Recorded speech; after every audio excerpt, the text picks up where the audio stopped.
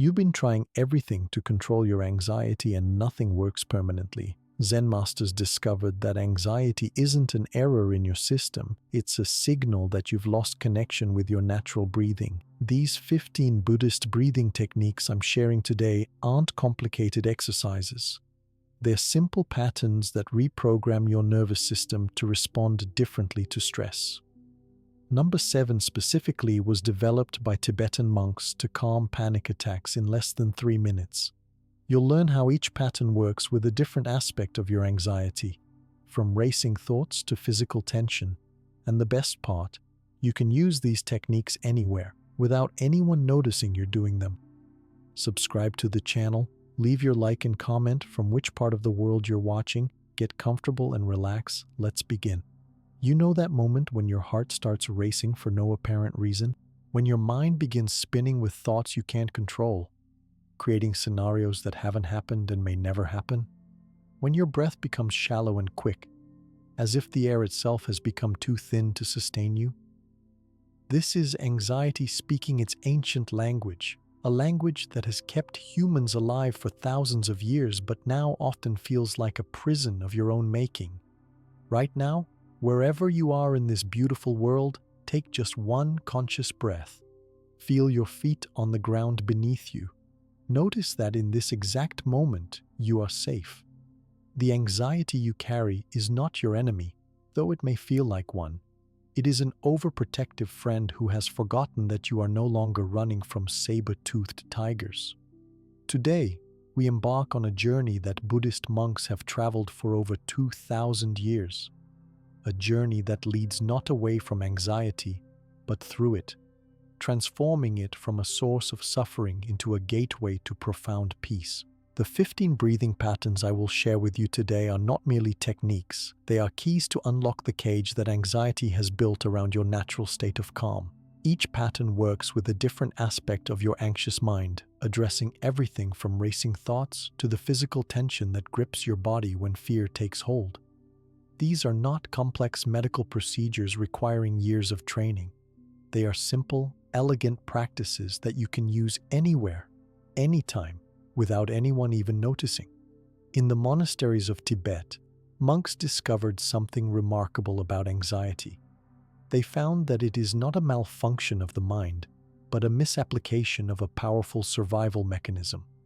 When properly understood and redirected, anxiety becomes the very fuel for awakening. The 7th breathing pattern we will explore today was specifically developed by Tibetan monks to calm panic attacks in less than 3 minutes. It works by activating your body's natural relaxation response while simultaneously training your mind to find stillness in the midst of chaos. But before we begin with the specific techniques, it is important to understand what anxiety really is and why it affects so many of us in our modern world. Anxiety is your nervous system's way of preparing for danger.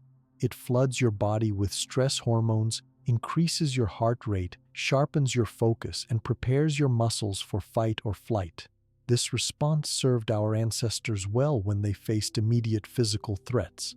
The problem is that our modern minds often perceive threats where none exist, triggering this ancient alarm system in response to work deadlines, social interactions, and imaginary future scenarios. The Buddhist understanding of anxiety goes deeper than Western psychology. Buddhism teaches that anxiety is fundamentally about our relationship with impermanence. We suffer when we try to control things that are beyond our control, when we resist the natural flow of life, when we project our fears onto an uncertain future. This resistance creates what Buddhists call dukkha, often translated as suffering, but more accurately described as the dissatisfaction that comes from wanting things to be different than they are. Most modern approaches to anxiety focus on managing symptoms or changing thought patterns. While these can be helpful, Buddhist breathing practices address anxiety at its root by transforming your relationship with uncertainty itself. Instead of trying to eliminate anxious thoughts, these practices teach you to observe them with compassion and wisdom. Instead of fighting against the physical sensations of anxiety, they show you how to breathe with them until they naturally dissolve. The first breathing pattern we will explore is called mountain breathing, and it addresses the foundation of all anxiety management. Anxiety often makes us feel ungrounded, as if we are floating in space without an anchor. Mountain breathing creates a sense of stability and rootedness that can withstand any storm of anxious thoughts.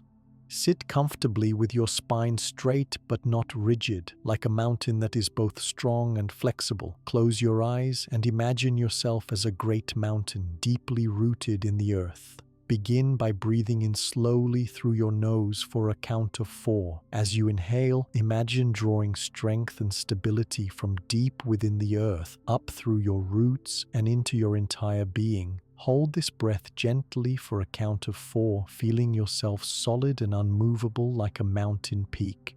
Then exhale slowly through your nose for a count of 6, releasing any tension or anxiety down through your roots and into the earth below. The earth gladly receives and transforms this energy, just as it transforms fallen leaves into rich soil. Continue this pattern for at least 10 complete breaths. With each cycle, feel yourself becoming more stable, more grounded, more connected to the solid foundation beneath you. Notice how your anxious thoughts may still be present, but they pass by like clouds around a mountain peak.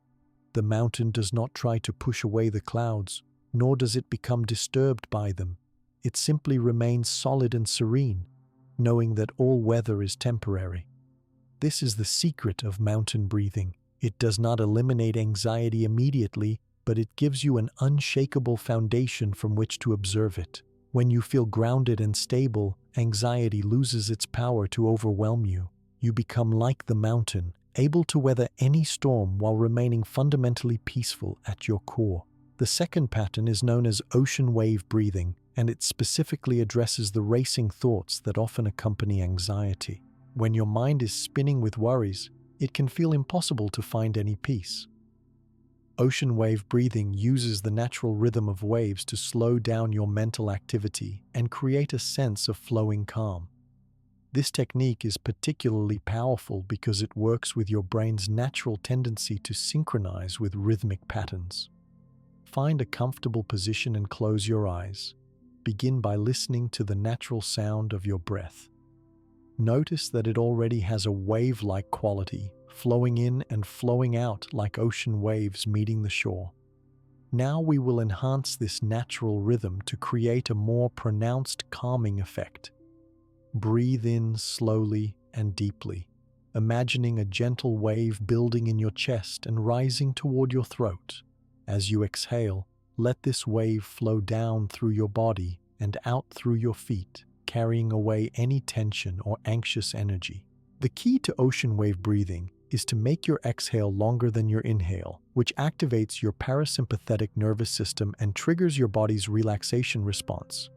Inhale for a count of 4, imagining the wave building, then exhale for a count of 8, letting the wave flow completely out of your body. As you practice this rhythm, you may notice that your thoughts begin to slow down and space out, like waves on a calm sea rather than the choppy waters of an anxious mind. Continue this pattern for 15 to 20 breaths, allowing each wave to carry away more of your mental tension. If your mind wanders to anxious thoughts, simply notice this and gently return your attention to the rhythm of the waves. Remember, you are not trying to stop thinking entirely, but rather to change the quality of your thoughts from choppy and agitated to smooth and flowing. Many people find that ocean wave breathing creates a deeply meditative state quite quickly. This is because the rhythmic nature of the practice naturally synchronizes your brainwaves, moving you from the beta state associated with anxiety into the alpha and theta states associated with relaxation and insight. With regular practice, you will find that you can access this calm, flowing state of mind even in stressful situations. The third breathing pattern is called golden light breathing, and it works specifically with the physical sensations of anxiety. Often, anxiety manifests not just as worried thoughts, but as actual physical discomfort. Tight chest, shallow breathing, muscle tension, stomach butterflies. These are all common ways that anxiety expresses itself in the body. Golden light breathing addresses these physical symptoms by using visualization combined with intentional breathing to release tension and restore natural flow. Begin by sitting or lying in a comfortable position. Close your eyes and place one hand on your chest and one hand on your belly. Take a moment to notice where you feel tension or discomfort in your body. There is no need to judge these sensations or try to make them go away immediately. Simply acknowledge them with the same kindness you would show to a friend who is uncomfortable. Now, imagine a warm golden light beginning to form in your heart center. This light is infinitely loving and healing, like gentle sunlight on a perfect spring day. As you inhale slowly and deeply, imagine breathing this golden light into any area of your body that feels tense or anxious. See the light flowing to your chest if it feels tight, to your stomach if it feels knotted, to your shoulders if they feel heavy with worry. As you exhale, imagine the golden light expanding throughout your entire body, dissolving tension and bringing a sense of warm relaxation. The light is not forcing anything to change, but simply offering its healing presence to every cell and tissue. Continue this practice for at least 15 breaths, breathing in golden light and exhaling expanded warmth and healing. Many people report that golden light breathing not only helps with immediate anxiety relief, but also creates a lasting sense of inner warmth and self-compassion. This is because the practice works with your body's natural healing abilities while also addressing the emotional component of anxiety. When you offer yourself this kind of loving attention, you begin to develop a different relationship with uncomfortable sensations. Instead of seeing them as enemies to be conquered, you learn to see them as messengers that deserve your gentle care. The fourth pattern is river flow breathing, designed specifically for those moments when anxiety makes you feel stuck or trapped. Anxiety often creates a sense of constriction, as if life is closing in around you. River flow breathing restores a sense of movement and flow, reminding your nervous system that all experiences are temporary and always changing, like water flowing in a river. Sit comfortably with your eyes closed and imagine yourself sitting beside a beautiful, clear river. The water flows steadily and peacefully, sometimes fast, sometimes slow, but always moving. Now begin to synchronize your breathing with this imaginary river. As you inhale, imagine the river flowing into you, bringing fresh, clear energy. As you exhale, imagine anything stagnant or stuck flowing out of you and downstream, carried away by the current. The rhythm for river flow breathing is natural and unforced, like the river itself. Breathe in for a comfortable count, perhaps 5 or 6, imagining fresh river water filling your lungs with life and movement. Then breathe out for the same count, releasing any sense of being stuck or trapped. Let your breath flow as naturally as water without forcing or controlling it too much. As you continue this practice, you may notice that anxious thoughts and feelings begin to feel less solid and permanent. Just like debris floating down a river, they appear, move through your awareness, and continue on their way. You are not the debris, you are the riverbank, permanent and peaceful, watching it all flow by. This shift in perspective is one of the most powerful aspects of river flow breathing. It helps you realize that you are not your anxious thoughts, but rather the aware presence that observes them. Practice river flow breathing for 10 to 20 minutes whenever you feel stuck in anxiety or overwhelmed by repetitive thoughts. Many people find it particularly helpful during transitions or when facing major life changes, as it reminds the nervous system that flow and change are natural and not something to be feared. The fifth breathing pattern brings us to what might be the most immediately practical technique of all, emergency calm breathing. This is designed for those acute moments when anxiety spikes suddenly, perhaps during a presentation, a difficult conversation, or when facing an unexpected challenge. Emergency calm breathing can be done anywhere, anytime, without drawing attention to yourself. It works by quickly activating your body's relaxation response while giving your mind something specific to focus on other than anxious thoughts. The pattern is simple but powerful. Breathe in through your nose for a count of 3. Hold the breath gently for a count of 3. Exhale through your mouth with slightly pursed lips for a count of 6, making a very soft whooshing sound. The key is that the exhale is twice as long as the inhale, which rapidly shifts your nervous system out of fight or flight mode and into rest and digest mode. You can practice emergency calm breathing while walking, sitting in a meeting, waiting in line, or even while having a conversation. The breath should be quiet enough that others don't notice, but the effects will be noticeable to you within just a few cycles. Many people report feeling significantly calmer after just 5 or 6 breaths using this pattern. What makes emergency calm breathing so effective is that it combines several anxiety-reducing elements into one simple practice. The longer exhale activates the vagus nerve, which triggers your relaxation response. The gentle breath hold gives your mind a focal point that interrupts anxious thought patterns. The soft sound on the exhale creates a soothing vibration that further calms your nervous system. The 6th pattern is called compassionate breathing, and it addresses one of the often overlooked aspects of anxiety, the self-criticism and judgment that frequently accompany anxious feelings. Many people not only suffer from anxiety itself, but also beat themselves up for being anxious in the first place. This creates a secondary layer of suffering that can be even more painful than the original anxiety. Compassionate breathing helps you develop a kinder, more accepting relationship with your anxious feelings. Begin by placing both hands on your heart and taking a moment to acknowledge whatever you are feeling right now without trying to change it. If you notice anxiety, tension, fear, or worry, simply say internally, "I notice I am feeling anxious right now, and that is okay." This simple acknowledgement without judgment is the first step in developing self-compassion. Now begin breathing slowly and gently, imagining that each breath is an expression of loving kindness toward yourself. As you inhale, silently say, "May I be peaceful." As you exhale, say, "May I be free from suffering." Continue this pattern, breathing in peace and breathing out freedom from suffering. With each breath, feel yourself extending the same kind of unconditional love toward yourself that you would naturally feel for a beloved friend or family member who was struggling. If other phrases feel more natural to you, feel free to use them. You might breathe in saying, May I be calm," and breathe out saying, "May I be happy."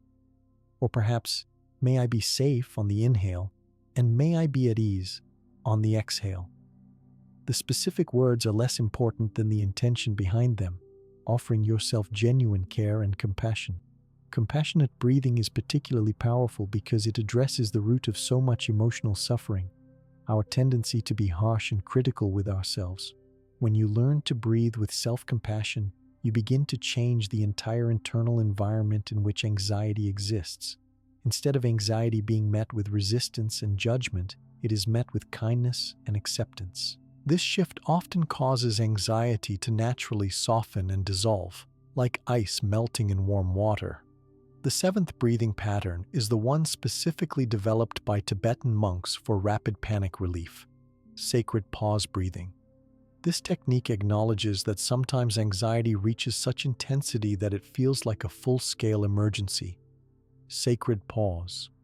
Breathing provides a way to interrupt the panic cycle and restore a sense of safety and control in just a few minutes. The technique involves a series of intentional pauses that give your nervous system time to reset. Begin by taking one normal breath to ground yourself. Then inhale slowly for a count of 4. Instead of exhaling immediately, pause and hold the breath very gently for a count of 7. This is not a forced breath hold, but rather a sacred pause that creates space between you and your anxious feelings. During this 7-count pause, internally repeat the phrase, "I am safe in this moment."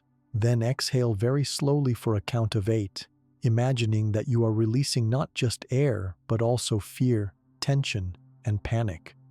The pause is the key element that makes this technique so powerful for severe anxiety. It interrupts the rapid, shallow breathing that often accompanies panic and forces your system to slow down. Repeat this cycle 7 times, always maintaining the 4-7-8 rhythm. Inhale for 4, pause for 7 while affirming your safety, exhale for 8 while releasing fear. Most people notice a significant shift in their anxiety level by the 3rd or 4th breath. By the 7th repetition, the acute phase of panic has usually passed, leaving you feeling much more grounded and in control. The monks who developed this technique understood that panic is often fueled by the fear of the fear itself. The sacred pause breaks this cycle by creating a moment of stillness in which you can remember that you are fundamentally safe, even when your body is sending alarm signals. This practice of pausing and affirming safety gradually retrains your nervous system to respond to stress with wisdom rather than panic. The 8th breathing pattern, warrior's breath, is designed for those situations where you need to face your anxiety head-on while maintaining your strength and courage.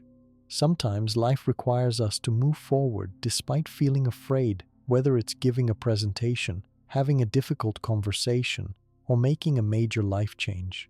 Warrior's breath gives you a way to acknowledge your fear while accessing your inner strength and determination. This practice begins with the recognition that courage is not the absence of fear, but rather the willingness to act wisely in the presence of fear. Sit or stand with your spine straight and your shoulders back, embodying the posture of a peaceful warrior. Place your hands on your lower abdomen and begin breathing deeply into your belly, activating your core strength. Inhale powerfully through your nose for a count of 6, filling your belly with breath and imagining that you are drawing in courage, strength, and determination. As you inhale, internally say, "I am strong, I am brave, I am capable." Hold the breath for a count of 2, feeling these qualities settling into your core. Then exhale forcefully through your mouth for a count of 4, releasing fear and doubt while maintaining your sense of inner power. The key to warrior's breath is that you are not trying to eliminate fear, but rather to change your relationship with it. You breathe with the understanding that it's perfectly natural to feel afraid sometimes, and that fear does not have to stop you from doing what needs to be done. Each breath builds your confidence in your ability to handle whatever challenges you are facing. Practice warrior's breath when you need to call upon your inner strength, whether you're preparing for a challenging situation or moving through one. Many people find it helpful to use this technique right before entering a stressful environment, as it helps you maintain a sense of centered power even when anxiety is present. The 9th breathing pattern, temple bell breathing, addresses the scattered, jumpy quality that anxiety often brings to the mind. When you're anxious, your attention might feel like it's bouncing from thought to thought, worry to worry, never able to settle anywhere for more than a moment. Temple bell breathing uses the power of sound and vibration to gather your scattered awareness and create a sense of unified, peaceful focus. This technique draws its inspiration from the meditation bells used in Buddhist temples for centuries. These bells create a pure, sustained tone that naturally draws the mind into a state of calm concentration. In temple bell breathing, you become both the bell and the listener, using your breath and voice to create healing vibrations that soothe your nervous system from the inside out. Begin by sitting comfortably with your eyes closed. Take 3 normal breaths to settle yourself. Then, on your next inhale, breathe in silently through your nose for a count of 5. As you begin to exhale through your mouth, make a long, sustained "ah" sound, like the resonant tone of a temple bell. Let this sound continue for the entire length of your exhale, approximately 8 to 10 counts. The sound should be smooth, steady, and comfortable, not strained or forced. Imagine that the vibration of your voice is filling your entire body with healing sound waves, reaching every cell and dissolving any tension or anxiety it encounters. As you make this sound, feel how it naturally draws your scattered attention into one unified focus on the present moment. Continue this pattern for at least 10 breaths, creating a temple bell tone with each exhale. You may notice that the quality of the sound changes as you relax more deeply, becoming richer and more resonant. Some people find that different vowel sounds work better for them, O or Om, and you should feel free to experiment with what feels most soothing to your nervous system. What makes temple bell breathing particularly effective for anxiety is that it combines several therapeutic elements. The extended exhale activates your relaxation response. The vocal vibrations stimulate the vagus nerve, and the focused attention on creating sound interrupts anxious thought patterns.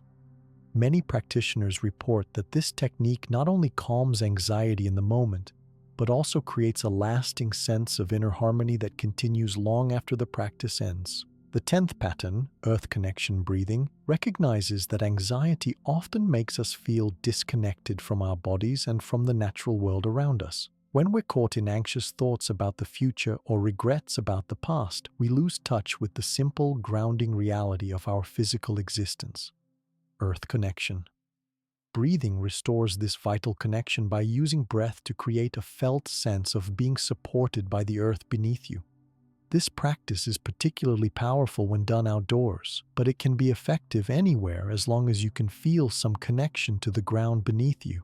Begin by sitting or lying down so that you can feel your body making contact with the earth, whether directly on grass or soil, or through the floor of your building that ultimately rests on the ground. Close your eyes and take a moment to feel the weight of your body being fully supported. Notice that you don't have to work to hold yourself up. The earth gladly supports you without any effort on your part. This is a profound metaphor for how life itself supports you, even when anxiety makes you feel like you're struggling alone. Begin breathing slowly and deeply, imagining that you are breathing not just air, but the stable, nurturing energy of the earth itself. As you inhale, visualize drawing up strength and stability from deep underground, through the layers of soil and rock, up through the ground and into your body through whatever parts are touching the earth. Feel this earth energy filling you with a sense of solid, unshakable support. As you exhale, imagine sending any anxiety, stress, or nervous energy down through your body and into the earth below. The earth gladly receives this energy and transforms it, just as it transforms fallen leaves and organic matter into rich, fertile soil. Your anxiety becomes compost for the earth, and in return the earth gives you stability and peace. Continue this exchange for 15 to 20 breaths, breathing in earth energy and breathing out anxiety. With each breath, feel yourself becoming more grounded, more connected to the natural world, and less caught up in the mental stories that fuel anxiety. Many people find that earth connection breathing helps them remember that they are part of something much larger than their individual worries, and this perspective naturally reduces the intensity of anxious feelings. The 11th breathing pattern is known as butterfly wings breathing, and it's designed for those delicate moments when anxiety feels overwhelming but you need a very gentle approach. Sometimes anxiety can make you feel so fragile that even traditional breathing techniques seem too intense. Butterfly wings. Breathing offers the lightest possible touch, working with anxiety as gently as a butterfly landing on a flower. This technique uses very soft, light breaths that barely disturb the air around you. The idea is to breathe so gently that if there were a feather in front of your nose, it would barely move. Begin by sitting quietly and imagining that you have delicate butterfly wings instead of lungs. These wings move so softly and gracefully that they create the gentlest possible breeze. Breathe in through your nose with the lightest possible touch, as if you're sipping air through a thin straw. Let the inhale be barely noticeable, lasting about 6 counts. Then breathe out even more softly, like a butterfly's wing creating the tiniest whisper of air movement. The exhale should last about 8 counts and be so gentle that it's almost imperceptible. The key to butterfly wings breathing is that you're not trying to achieve anything dramatic or force any particular result. You're simply offering your nervous system the gentlest possible attention, like a loving parent soothing a frightened child. This technique works because it doesn't trigger any resistance in your system. When anxiety is very high, sometimes the body interprets even well-intentioned breathing practices as additional stimulation. Butterfly wings. Breathing bypasses this reaction entirely by being almost invisible.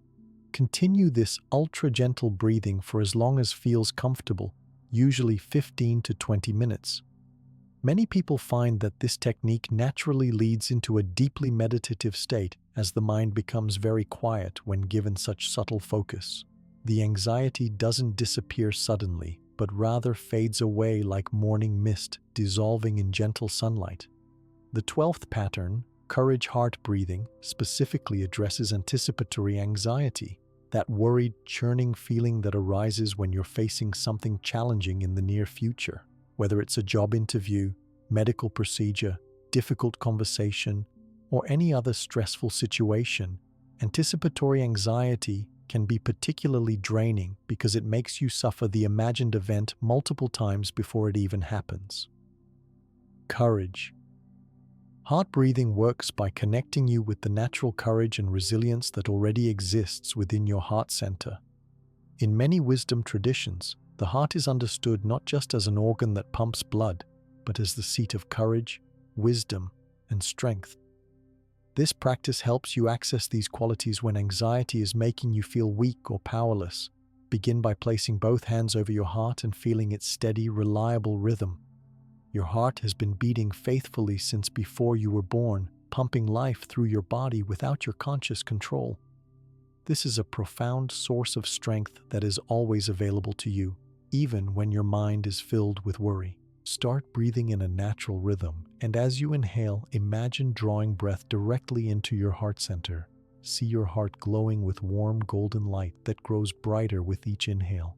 This is the light of your innate courage and wisdom, qualities that no external circumstance can take away from you. As you exhale, imagine this golden light spreading throughout your entire body, filling you with confidence and strength. With each breath, silently repeat the phrase, "I have everything I need within me to handle whatever comes." Feel the truth of this statement settling into your bones, your muscles, your nervous system. Continue courage, heart breathing for 10 to 15 minutes, building a strong felt sense of your inner resources. This practice is particularly effective when done regularly in the days leading up to a challenging situation, as it helps establish a foundation of inner strength that you can draw upon when needed. The 13th breathing pattern is called wise observer breathing, and it addresses one of the most helpful perspectives you can develop regarding anxiety: the ability to observe your anxious thoughts and feelings without being completely caught up in them. This technique helps you cultivate what Buddhism calls the witness consciousness, the part of you that can watch your experience without being overwhelmed by it. Anxiety often feels so immediate and urgent that we become completely identified with it. We don't think I am having anxious thoughts, we think I am anxious, as if anxiety defines our entire being. Wise observer. Breathing helps you step back and observe your anxiety from a place of calm awareness, like watching clouds pass through the sky. Begin by sitting comfortably with your spine straight and your eyes closed. Take several normal breaths to settle yourself. Now, instead of trying to change your breathing or make it special in any way, simply observe it exactly as it is. Notice the natural rhythm, the depth, the quality of each inhale and exhale without trying to control or improve anything. As you observe your breath, you may notice thoughts, feelings, or sensations arising. Instead of getting caught up in these experiences, practice observing them with the same detached awareness that you're bringing to your breath. If an anxious thought appears, notice it and silently say, "I observe that I am having an anxious thought." If you feel physical tension, notice it and say, "I observe that there is tension in my body." The key word here is observe. You are not the anxious thought or the tense feeling. You are the awareness that observes these experiences. This shift in identity, from being the anxiety to being the observer of anxiety, is one of the most liberating insights available to human consciousness. Continue practicing wise observer breathing for 20 to 30 minutes, simply watching whatever arises without judgment or the need to change anything. Over time, this practice develops a profound inner stability that remains calm and clear even when anxiety is present. You begin to understand experientially that you are much larger and more stable than any temporary emotional state. The 14th pattern brings us to rainbow bridge breathing, a technique that uses color visualization to transform anxious energy into something beautiful and useful. This practice is based on the understanding that energy itself is neutral. It's how we relate to energy that determines whether it becomes anxiety or excitement, fear or anticipation. Rainbow bridge breathing teaches you to work with your energy rather than against it. Begin by sitting quietly and noticing what color your anxiety seems to be. This might sound strange, but most people find that anxious feelings have a distinct color quality when they pay attention.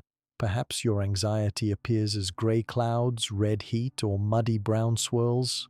There's no right or wrong answer.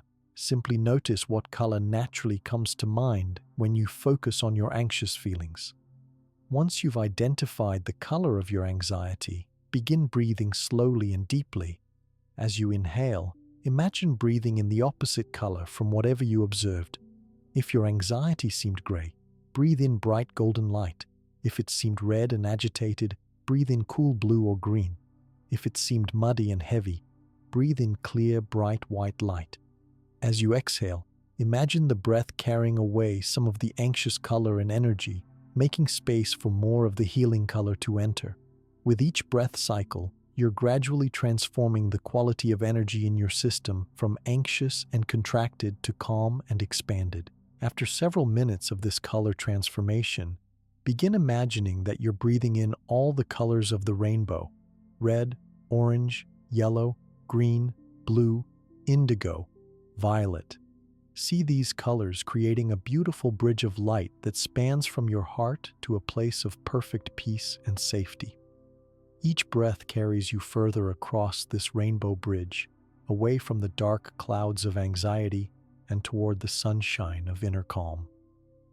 Rainbow bridge breathing is particularly appealing to people who are naturally visual or creative, as it engages the imagination in service of healing.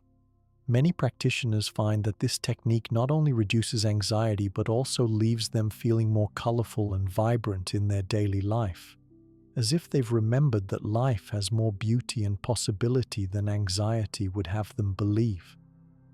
The 15th and final breathing pattern is known as coming home breathing, and it represents the culmination of everything we've explored together. This technique is based on the profound understanding that anxiety often arises from a sense of separation, from ourselves, from others, from life itself.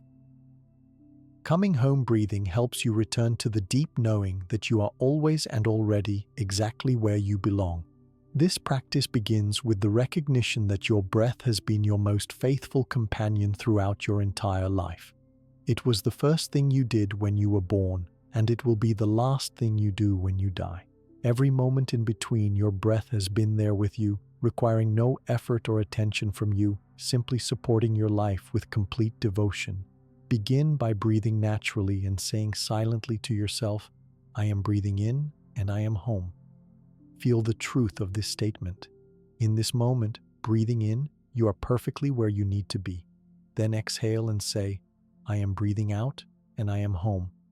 Again, feel how this is completely true. Right here, breathing out, you lack nothing and are exactly as you should be. Continue this practice, breathing in with "I am home" and breathing out with "I am home." Let each breath be a return to the simple truth that home is not a place you need to get to. Home is here now, in this breath, in this body, in this moment of being alive. As you deepen into coming home breathing, you may notice that anxiety begins to feel less like an invader and more like a lost part of yourself that has been looking for home. Instead of pushing anxiety away, you can breathe with it compassionately, offering it the same welcome that you would offer any weary traveler seeking shelter. This final technique represents the ultimate understanding of anxiety from a Buddhist perspective, that all suffering comes from the illusion of separation and all healing comes from remembering our fundamental wholeness. When you truly come home to yourself through conscious breathing, anxiety transforms from an enemy into a teacher, showing you exactly where you still believe yourself to be separate from the peace that is your true nature. These 15 breathing patterns represent more than just techniques for managing anxiety. They are doorways into a fundamentally different way of relating to your inner experience. When you begin to work with these practices regularly, you discover that anxiety is not actually the solid, permanent enemy it seemed to be. Instead, it reveals itself as a fluid, changing experience that responds to your attention with surprising gentleness and wisdom. The transformation that occurs through Buddhist breathing practices happens on multiple levels simultaneously. On the physical level, you are literally changing the chemistry of your body. Slow, deep breathing increases oxygen flow to your brain, activates your parasympathetic nervous system, and triggers the release of calming neurotransmitters like GABA and serotonin. These physiological changes alone can significantly reduce anxiety symptoms and create a greater sense of overall well-being. But the changes go much deeper than brain chemistry. On the emotional level, these breathing practices help you develop what psychologists call emotional regulation, the ability to experience strong feelings without being overwhelmed by them. Instead of anxiety taking over your entire system, you learn to create space around it. You develop the capacity to feel anxious while simultaneously maintaining access to your wisdom, compassion, and inner strength. Perhaps most importantly, these practices work on what Buddhism calls the spiritual level, your fundamental understanding of who you are and how you relate to life itself. Anxiety often stems from the deep-seated belief that you are separate, vulnerable, and alone in a hostile universe. Through conscious breathing, you begin to experience directly that you are intimately connected to the same life force that moves the stars, grows the trees, and beats your heart without your conscious control. This shift in identity is profound and lasting. You begin to see yourself not as an isolated individual fighting against anxiety, but as an expression of the same intelligence that governs all natural processes. Just as your body knows how to heal a cut without your conscious direction, your nervous system knows how to return to balance when given the right conditions. These breathing practices create those conditions. Many people notice that after working with these techniques for several weeks, their relationship with all difficult emotions begins to change. Not just anxiety, but anger, sadness, fear, and frustration start to feel less solid and threatening. You develop what one Buddhist teacher called emotional fluency, the ability to experience the full spectrum of human feeling without losing your center or your sense of fundamental well-being. This doesn't mean you become emotionally numb or detached. In fact, the opposite often happens. As you become less afraid of your own feelings, you actually become more emotionally alive and responsive. You can feel deeply without drowning, care passionately without becoming anxious, and love fully without attachment. This paradox, that accepting difficult emotions makes them less problematic, is one of the great discoveries of contemplative psychology. The science behind why these practices work so effectively is fascinating and continues to evolve as researchers study the intersection of ancient wisdom and modern neuroscience. When you practice slow, rhythmic breathing, you are directly influencing what scientists call heart rate variability, the natural variation in the time between heartbeats. Higher heart rate variability is associated with better emotional regulation, increased resilience to stress, and greater overall health. These breathing practices also stimulate the vagus nerve, a major component of your parasympathetic nervous system that runs from your brainstem to your abdomen. The vagus nerve is sometimes called the rest and digest nerve because it promotes the calm, restorative states that allow your body to heal and regenerate. By activating the vagus nerve through conscious breathing, you are literally switching your nervous system from a state of alarm to a state of ease. Brain imaging studies show that regular breathing practice creates measurable changes in brain structure and function. Areas associated with attention, emotional regulation, and self-awareness become more developed, while areas associated with anxiety and reactivity become less active. These neuroplastic changes mean that the benefits of breathing practice are cumulative. The more you practice, the more your brain literally rewires itself to support greater calm and well-being. But perhaps the most remarkable aspect of these practices is how quickly they can be effective. While the deeper transformations may take weeks or months to fully manifest, many people notice significant changes in their anxiety levels within just a few sessions. This is because breathing is the one aspect of your autonomic nervous system that is both automatic and under your conscious control. By working skillfully with your breath, you can influence systems that normally operate below the level of conscious awareness. The key to getting the maximum benefit from these practices is consistency rather than perfection. It's better to practice 1 or 2 techniques for 5 minutes every day than to do elaborate sessions once or twice a week. Your nervous system responds to regular, gentle repetition much more than it does to occasional intense efforts. Think of these practices as a form of mental and emotional hygiene, as important as brushing your teeth or washing your hands. Many people find it helpful to establish specific times for breathing practice, such as first thing in the morning, during a lunch break, or before bed.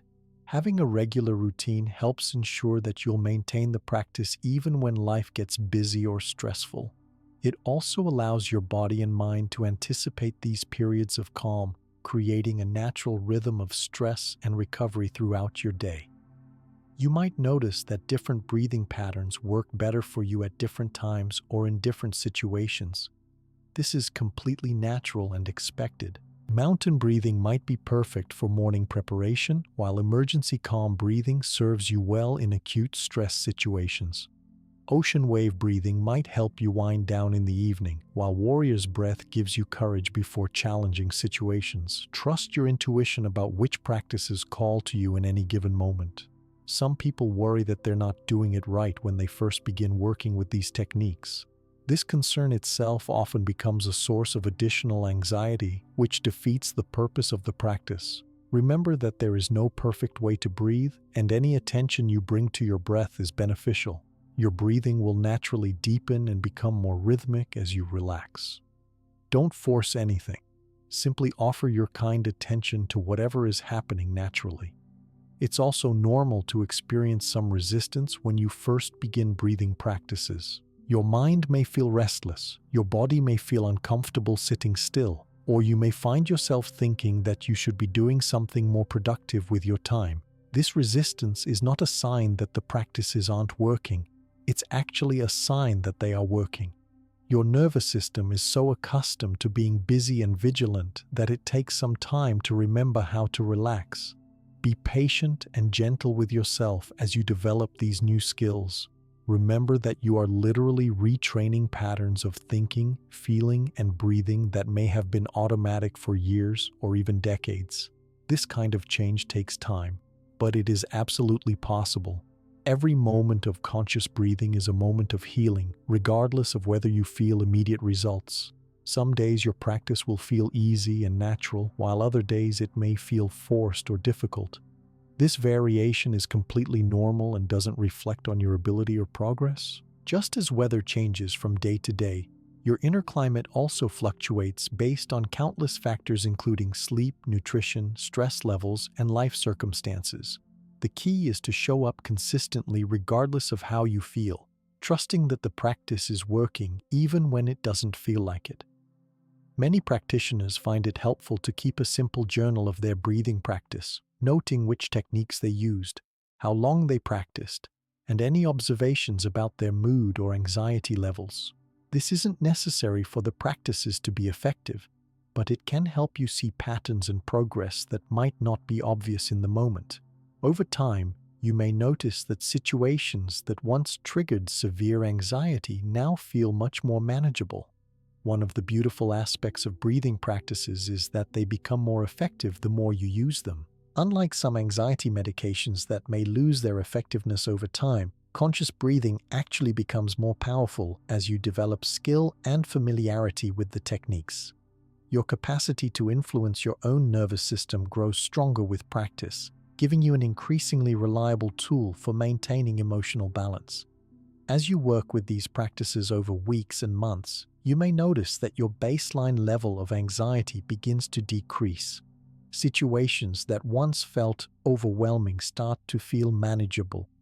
Your sleep may improve, your digestion may become more regular, and your overall sense of well-being may increase. These changes often happen so gradually that you might not notice them until someone else points them out, or until you find yourself handling a situation with ease that would have been difficult in the past. The ripple effects of reducing your own anxiety extend far beyond your personal experience. When you are calmer and more centered, you naturally contribute to a more peaceful atmosphere wherever you go. Your family members, friends, and colleagues benefit from your increased presence and reduced reactivity. In this way, your individual healing contributes to the healing of your community and, in a very real sense, to the healing of the world. This understanding is central to the Buddhist approach to personal transformation. Individual awakening and collective healing are not separate processes but different aspects of the same movement toward greater wisdom and compassion.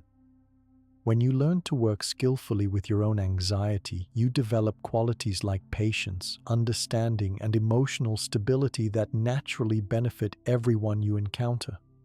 The ultimate goal of these breathing practices is not simply the elimination of anxiety, though that may certainly occur. The deeper aim is the development of what Buddhism calls equanimity, the ability to remain calm and wise in the face of life's inevitable challenges and changes. Equanimity doesn't mean becoming passive or indifferent, but rather developing the inner stability that allows you to respond to difficulties with wisdom rather than reactivity. This quality of equanimity emerges naturally as you work with these practices over time. You begin to trust your own capacity to handle whatever arises, not because you have eliminated all problems from your life, but because you have developed reliable tools for working with any situation from a place of centeredness and calm. This trust in your own resilience is perhaps the greatest gift that breathing practice can offer. As your confidence in these practices grows, you may find yourself naturally beginning to explore the deeper philosophical foundations that make Buddhist breathing techniques so effective. Understanding the wisdom tradition from which these practices emerge can deepen your experience and help you integrate the insights more fully into your daily life. The Buddhist understanding of anxiety and its transformation offers a radically different perspective from conventional approaches, one that sees difficulty not as pathology but as opportunity for awakening. In Buddhist psychology, anxiety is understood as a manifestation of what is called dukkha, often translated as suffering, but more accurately described as the fundamental dissatisfaction that arises when we resist the natural flow of life. This resistance takes many forms: wanting things to be different than they are, clinging to pleasant experiences that are already passing away, or trying to avoid unpleasant experiences that are part of being human. Anxiety is essentially the energy of this resistance, the mental and emotional tension that arises when we fight against reality instead of learning to dance with it. This perspective immediately suggests a different approach to working with anxiety. Instead of seeing anxious thoughts and feelings as enemies to be conquered, you begin to see them as messengers pointing toward areas where you are still resisting life. The anxiety becomes a teacher, showing you exactly where you need to practice greater acceptance, surrender, or trust. This shift from antagonism to curiosity can transform your entire relationship with difficult emotions. The concept of impermanence is central to this understanding. One of the Buddha's fundamental insights was that all phenomena, thoughts, feelings, sensations, circumstances, are constantly changing. Nothing remains the same for even a moment. Anxiety often intensifies when we forget this truth and begin to believe that our current difficult experience will last forever. When you deeply understand impermanence, you can experience anxiety without the additional suffering that comes from believing it will never end. This doesn't mean you become passive in the face of difficulties. Rather, you learn to work skillfully with changing conditions instead of exhausting yourself trying to make temporary situations permanent. You can take appropriate action to address problems while simultaneously accepting that you cannot control all outcomes. This balance between effort and acceptance is one of the hallmarks of mature spiritual practice. The breathing techniques you have learned work so effectively because they embody this balance. When you practice mountain breathing, for example, you are not trying to eliminate all thoughts and feelings, but rather establishing a stable foundation from which to observe their constantly changing nature. When you practice river flow breathing, you are training yourself to go with the flow of experience rather than fighting against it. Each technique teaches a slightly different aspect of how to work harmoniously with life's natural rhythms. Another key insight from Buddhist psychology is the understanding of no self, or anatman. This doesn't mean that you don't exist, but rather that the solid, separate self that anxiety tries to protect is actually much more fluid and interconnected than it appears. When you really examine your experience carefully, you discover that what you call I is actually a constantly changing flow of thoughts, sensations, perceptions, and awareness. There's no fixed entity that can be permanently threatened or damaged. This insight can be profoundly liberating when working with anxiety. Much of our anxious suffering comes from believing that there's a solid self that needs to be defended, controlled, or perfected. When you begin to see through this illusion, anxiety loses much of its urgency and drama. You can experience fear without believing that you are fundamentally in danger. You can feel uncertain without believing that you need to have everything figured out to be okay. The practice of conscious breathing naturally reveals this more fluid sense of self. As you observe your breath, you notice that it happens by itself without any central controller making it occur. As you watch thoughts and feelings arise and pass away during breathing practice, you see that they too occur spontaneously without a solid thinker creating them. This direct experience of selflessness is far more transformative than any intellectual understanding could be. The Buddhist path also emphasizes the development of certain mental qualities that naturally reduce anxiety and increase well-being. These are sometimes called the paramitas, or perfections, and they include generosity, ethical conduct, patience, energy, concentration, and wisdom. Each of these qualities can be cultivated through breathing practice and daily life application. Generosity, for example, might seem unrelated to anxiety at first, but there's a deep connection. Anxiety often involves a contracted, hoarding mentality, holding on to things, people, or situations out of fear that letting go will lead to disaster. Practicing generosity helps open this contraction. You might start small, perhaps offering your patient attention to someone who is upset, or giving away something you've been holding on to just in case. As you practice giving freely, you discover that the universe is actually quite abundant and supportive. Patience is obviously relevant to working with anxiety, which often involves impatience with uncomfortable feelings or urgent demands that situations change immediately.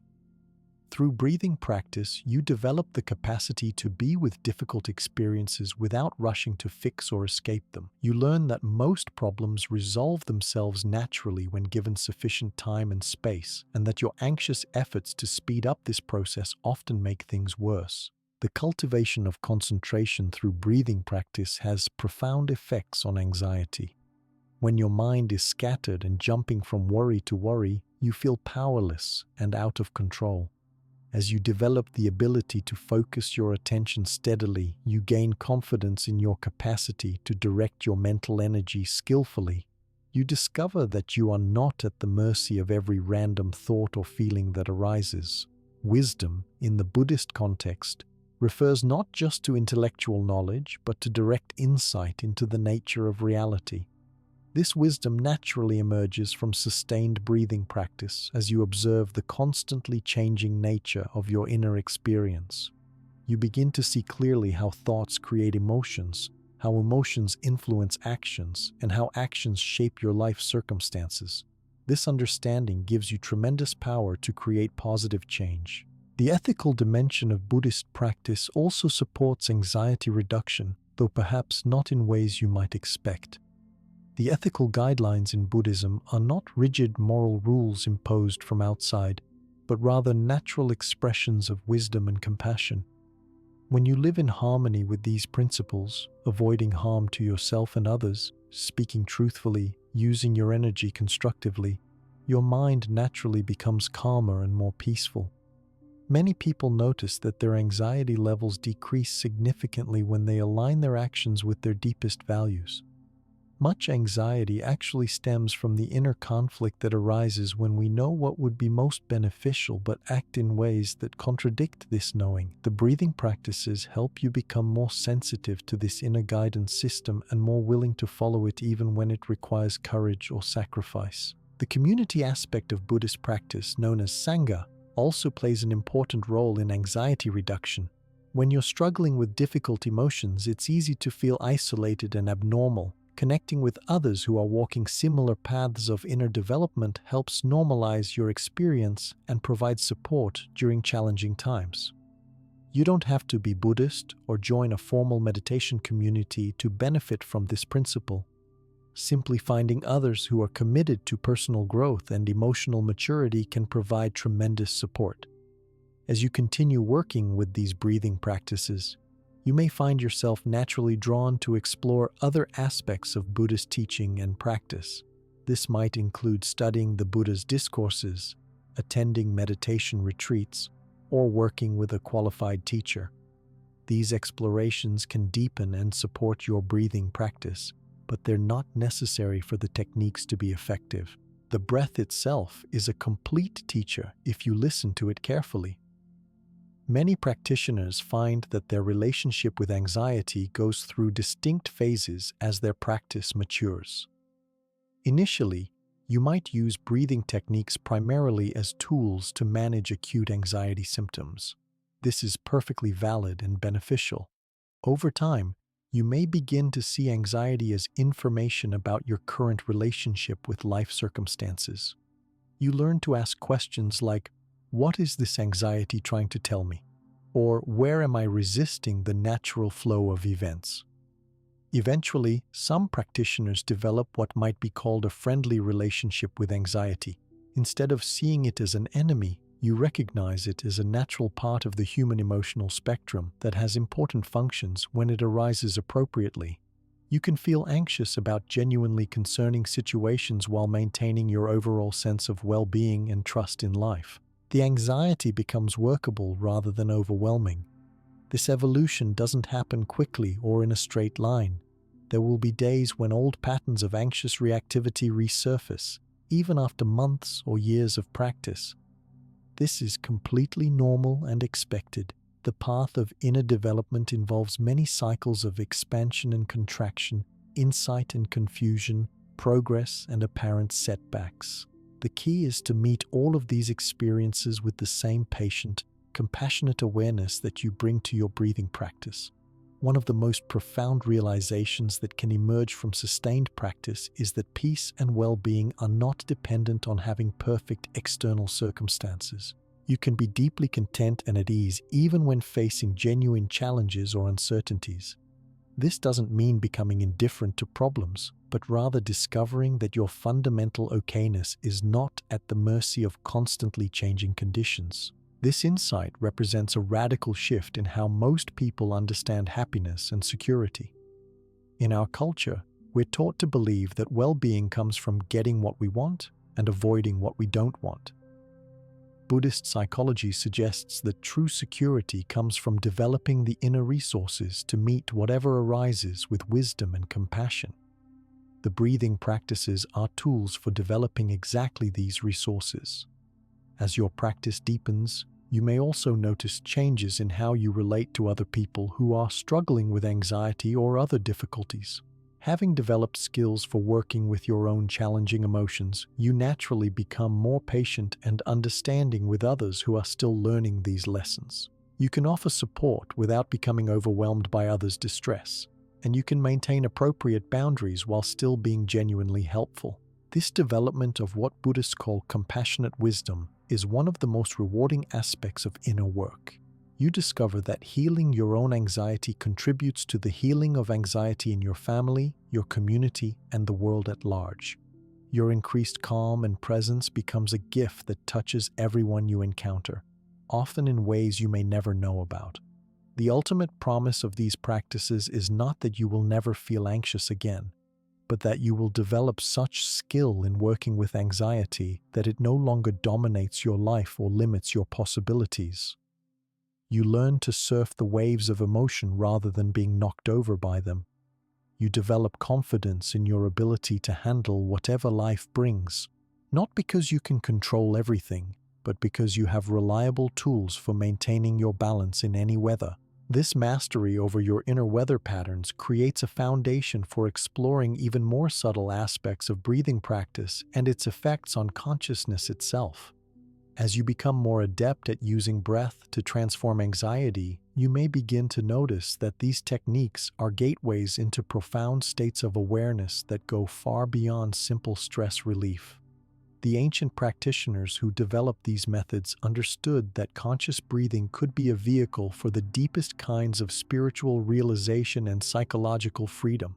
When you have been working with breathing practices for several months, you might start to observe that your awareness itself begins to change quality. Instead of feeling like a small, separate observer trapped inside your head looking out at the world, you may begin to experience a more spacious, open kind of awareness that seems to encompass your entire experience. This shift is subtle but profound. It's the difference between looking through a keyhole and standing in an open field. This expanded awareness naturally reduces anxiety because it provides perspective on your thoughts and feelings that wasn't available before. When awareness is contracted and focused only on anxious thoughts, those thoughts seem incredibly important and urgent. When awareness is spacious and open, the same thoughts appear as small clouds passing through a vast sky. The thoughts haven't changed, but your relationship to them has been transformed completely. Advanced practitioners sometimes describe this as developing witness consciousness, the ability to observe all of your experiences, including anxiety, from a place of calm, non-reactive awareness. This witness is not detached or cold, but rather warmly present and deeply accepting. It can watch anxiety arise, peak, and dissolve without being disturbed by any phase of the process. Developing this capacity is one of the most liberating achievements possible in human life. The breathing patterns you have learned can serve as doorways into this witness consciousness when practiced with patience and consistency. Mountain breathing, for example, doesn't just create feelings of stability. It can actually shift your identity from someone who has experiences to the stable awareness in which all experiences occur. Ocean wave breathing doesn't just calm anxious thoughts. It can reveal the oceanic nature of consciousness itself, vast and deep and fundamentally at peace. These deeper dimensions of practice often emerge spontaneously rather than through effort or striving. You might be doing golden light breathing for anxiety relief when suddenly you realize that you are not just visualizing light but actually experiencing yourself as light. Or you might be practicing wise observer breathing when the distinction between observer and observed dissolves, leaving only pure awareness without any sense of separation. These experiences can be startling at first, especially if you weren't expecting them. Some people worry that they're losing their mind or having some kind of breakdown. In fact, these experiences represent a breakthrough into more expanded states of consciousness that are completely natural and healthy. Every contemplative tradition has maps for these territories of inner exploration, and what you're experiencing has been documented by practitioners for thousands of years. The key is to neither grasp after these special states nor push them away when they occur. They arise naturally from sustained practice and sincere dedication to inner development. Trying to force them usually creates more anxiety and tension. Instead, simply continue with your regular breathing practice and trust that your consciousness will unfold in whatever way is most beneficial for your growth and understanding. Some people find it helpful to work with a qualified teacher or spiritual director when these deeper dimensions begin to emerge. A good teacher can help normalize these experiences and provide guidance about how to integrate insights from expanded states of consciousness into daily life. However, many practitioners navigate these territories successfully on their own, using their breathing practice as their primary guide and teacher. The integration phase is actually more important than the initial experiences themselves. It's one thing to have a profound realization about the nature of consciousness during meditation, and quite another to embody that understanding in your relationships, work, and daily activities. This integration happens gradually through consistent practice and conscious effort to apply your insights in practical situations. You might discover, for example, that the peace you experience during deep breathing practice can be accessed even in the middle of a stressful work meeting, or you might find that the compassionate awareness you cultivate toward your own anxiety naturally extends to patience with other people's difficulties. These applications of inner work to outer life are where the real transformation occurs. The Buddha taught extensively about different levels of consciousness and how they relate to suffering and freedom. According to this teaching, ordinary waking consciousness is characterized by a sense of separation between self and other, subject and object, inside and outside. This dualistic perception is the root of most psychological suffering, including anxiety. When you believe you are a separate self in a threatening world, anxiety is a natural and inevitable response. However, through sustained practice, it's possible to access what Buddhism calls non-dual awareness, a state of consciousness in which the sense of separation dissolves and you experience yourself as intimately connected to everything around you.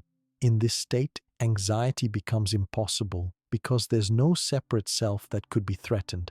This doesn't mean you become careless or lose the capacity for appropriate concern, but rather that worry loses its compulsive, overwhelming quality. These non-dual states often arise spontaneously during breathing practice, particularly when you've been working with the techniques for an extended period. You might be practicing river flow breathing when suddenly the sense of being someone breathing disappears, and there's only the flow itself. Or you might be doing coming home breathing when the distinction between the one coming home and home itself vanishes, leaving only a sense of being completely at peace exactly where you are. Such experiences can last anywhere from a few seconds to several hours, and their effects often continue long after the experience itself has ended. Many people report lasting changes in their sense of identity, their relationship to anxiety, and their overall approach to life after accessing these deeper dimensions of consciousness through breathing practice.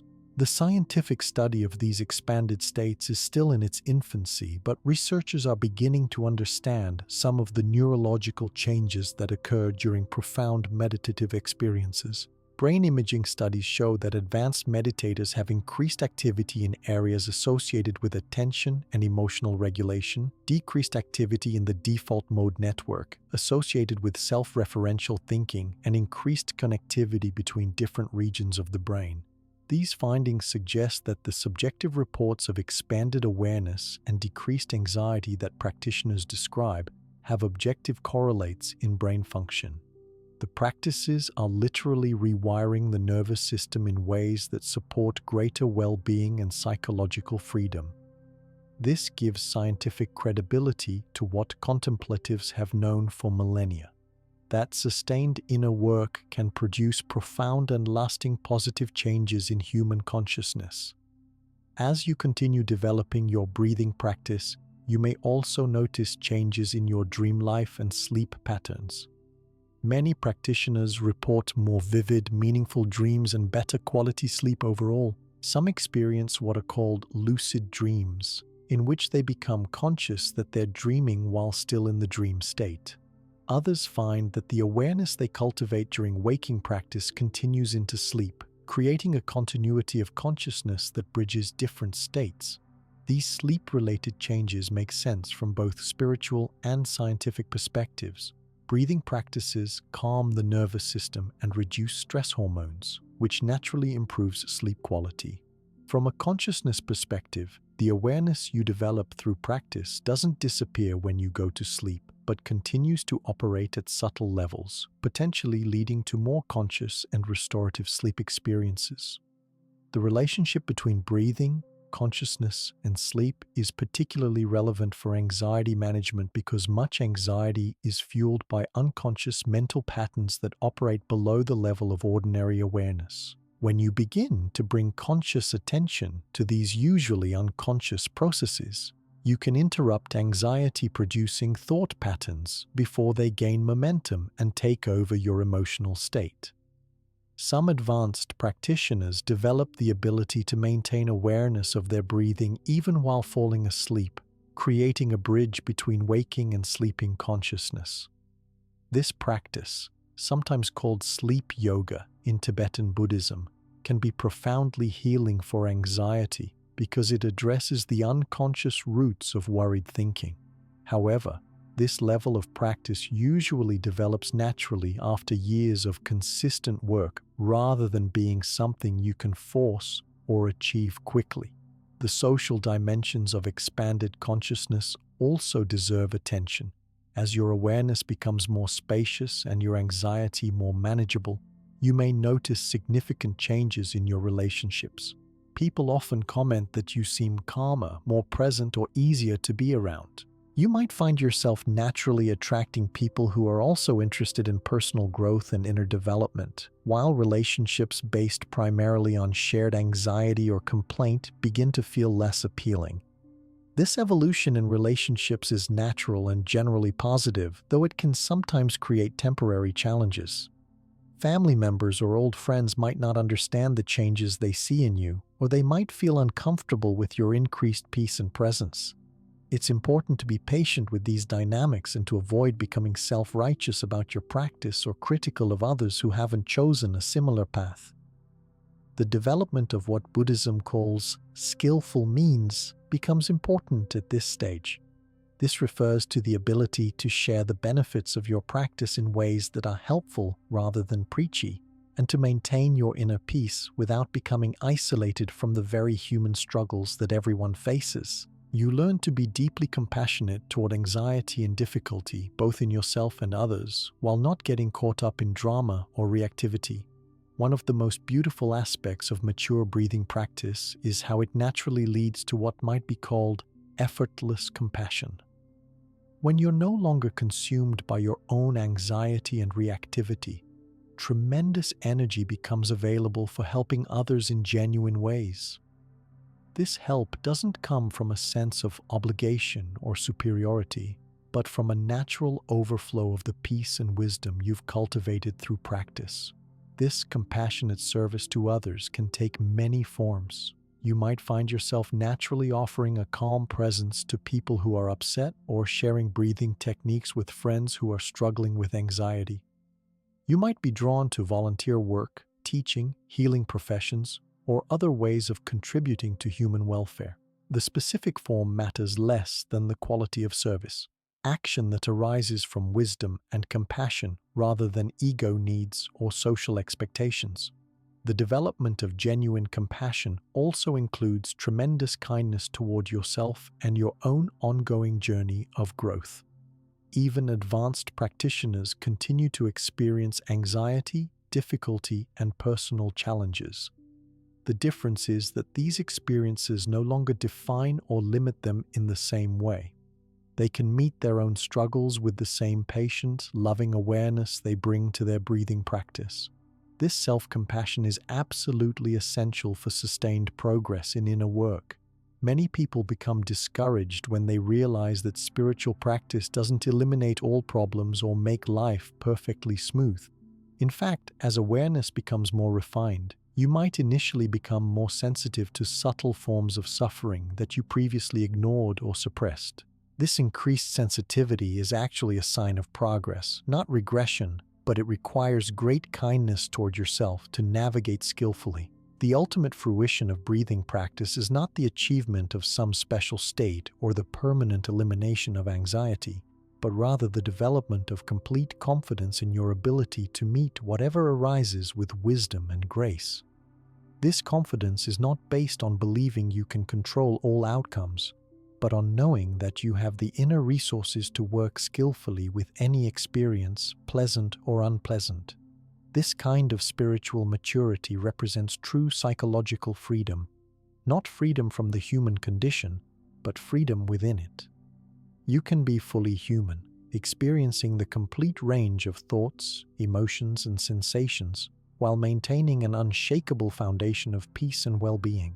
This is what the Buddha pointed toward with his teaching, and it remains as relevant and achievable today as it was 2,500 years ago. The journey toward this psychological freedom reveals itself as a gradual unfolding rather than a dramatic transformation that happens overnight.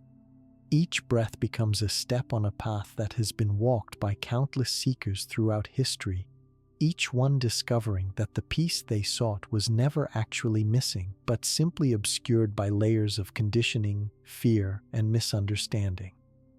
As your practice deepens, you begin to recognize that anxiety itself has been one of your greatest teachers, showing you exactly where you still believe yourself to be separate from the wholeness that is your true nature.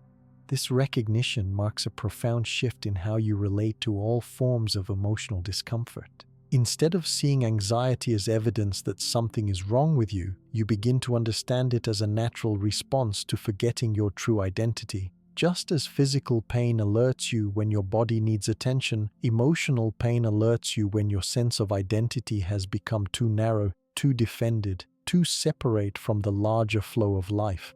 The breathing practices become increasingly sophisticated as you work with them over time. What began as simple techniques for managing symptoms evolve into subtle tools for exploring the deepest dimensions of consciousness. You might find yourself naturally modifying the patterns to suit particular situations or emotional states. Perhaps you discover that combining elements from different techniques creates exactly the right quality of breath for a specific circumstance. This creative adaptation is not only acceptable but encouraged in the Buddhist approach to practice. The Buddha himself emphasized that his teachings were like medicine, to be used skillfully according to individual needs rather than followed blindly regardless of circumstances.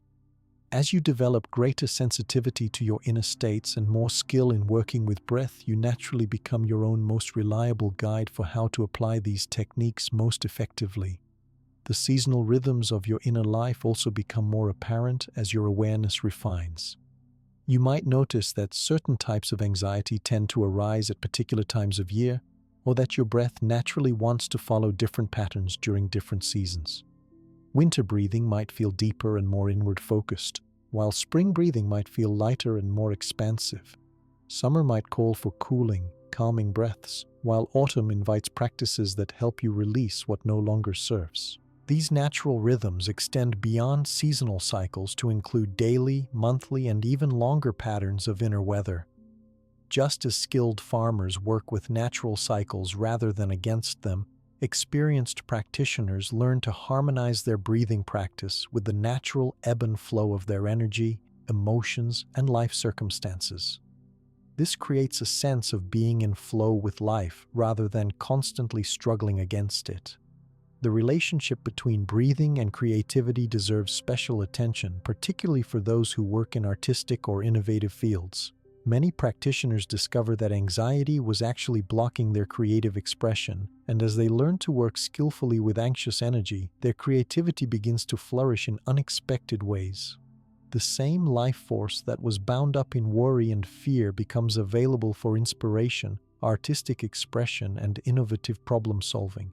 This transformation occurs because creativity and anxiety both involve intense energy and heightened awareness.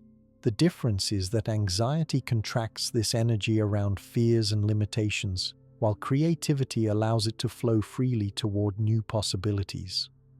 The breathing practices teach you how to stay present with intense energy without contracting around it, which naturally opens the door to creative expression.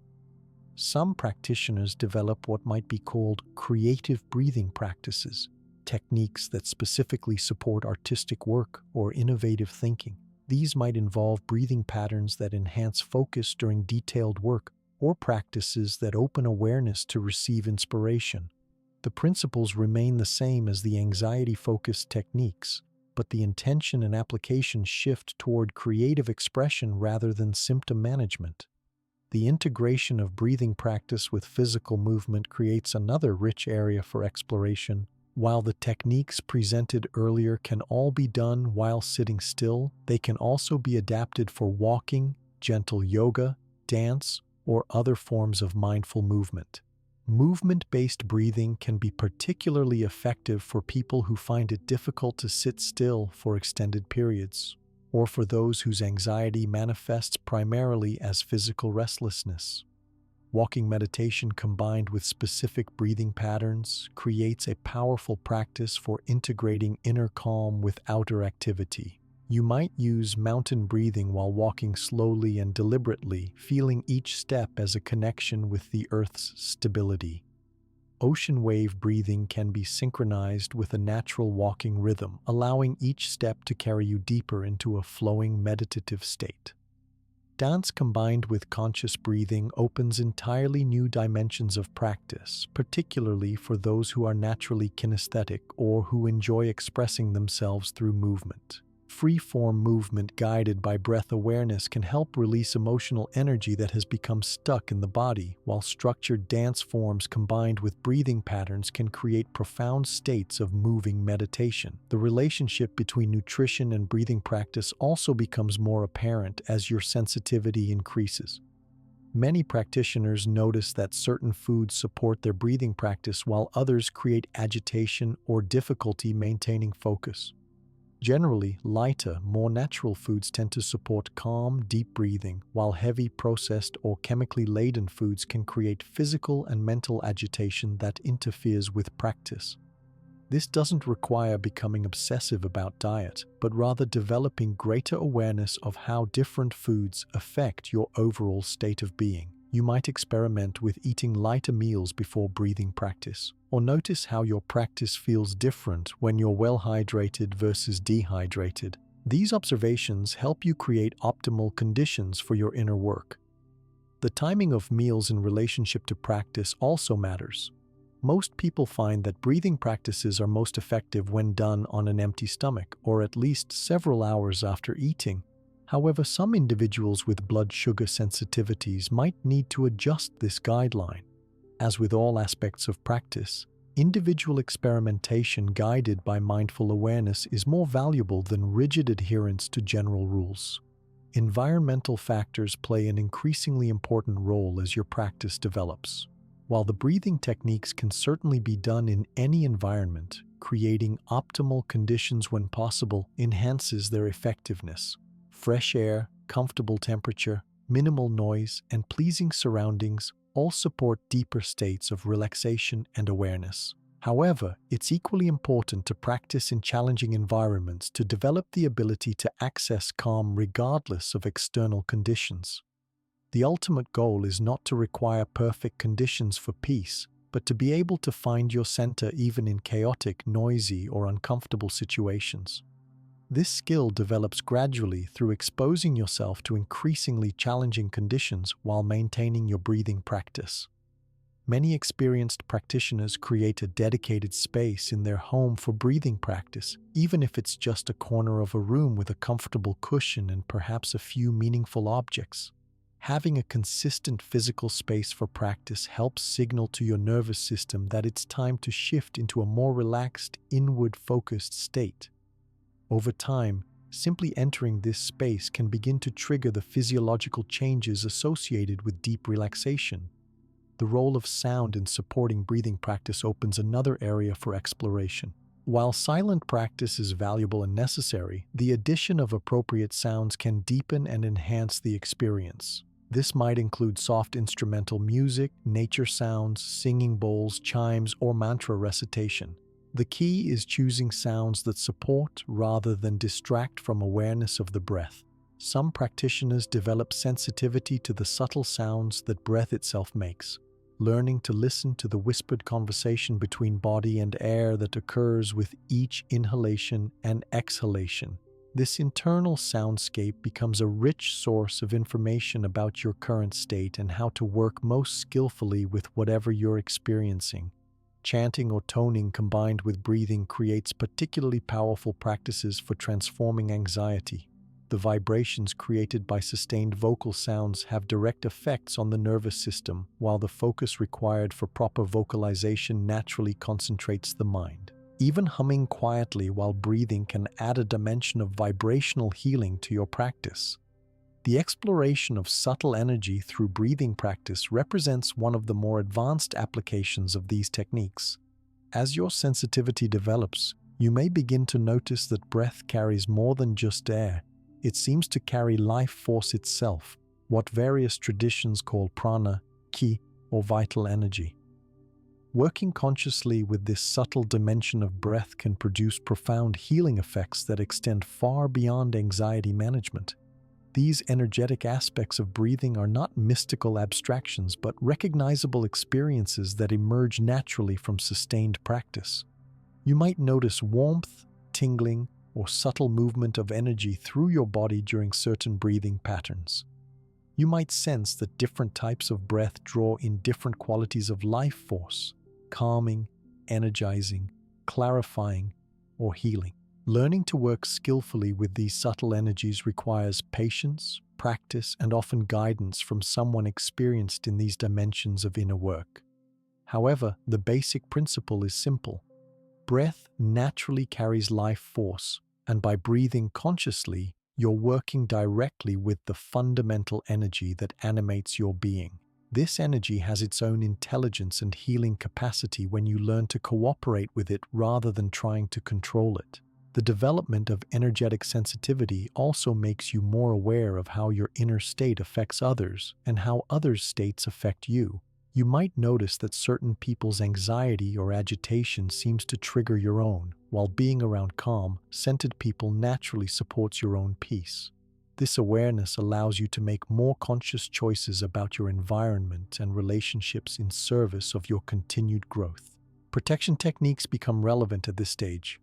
Not protection from evil forces, but rather skillful ways to maintain your own centeredness when exposed to high levels of stress, anxiety, or negative emotion from others. These might include visualization techniques, energetic boundaries, or specific breathing patterns that help you stay grounded in your own peace while remaining compassionately present to others' difficulties. The seasonal practice of breathing techniques offers another rich area for development. Just as different seasons call for different clothing and activities, they also call for different qualities of breath and attention. Winter might be a time for deep, warming breaths that build internal resources and support introspection. Spring could invite lighter, more energizing practices that support new growth and creative projects. Summer breathing might focus on cooling and releasing, helping you stay calm and centered during intense activity and external demands. Autumn practices might emphasize letting go and harvesting the wisdom gained through the year's experiences. These seasonal approaches help you stay in harmony with natural cycles while continuing to develop your inner skills. The integration of breathing practice with work and career represents one of the most practical applications of these techniques. As you develop skill in maintaining calm awareness throughout daily activities, you might find that your professional effectiveness increases significantly. Decision-making becomes clearer when not clouded by anxiety, creativity flows more freely when fear is not blocking it, and relationships with colleagues improve when you're not projecting your own stress onto others. Some people discover that their breathing practice leads them toward work that is more aligned with their values and natural talents.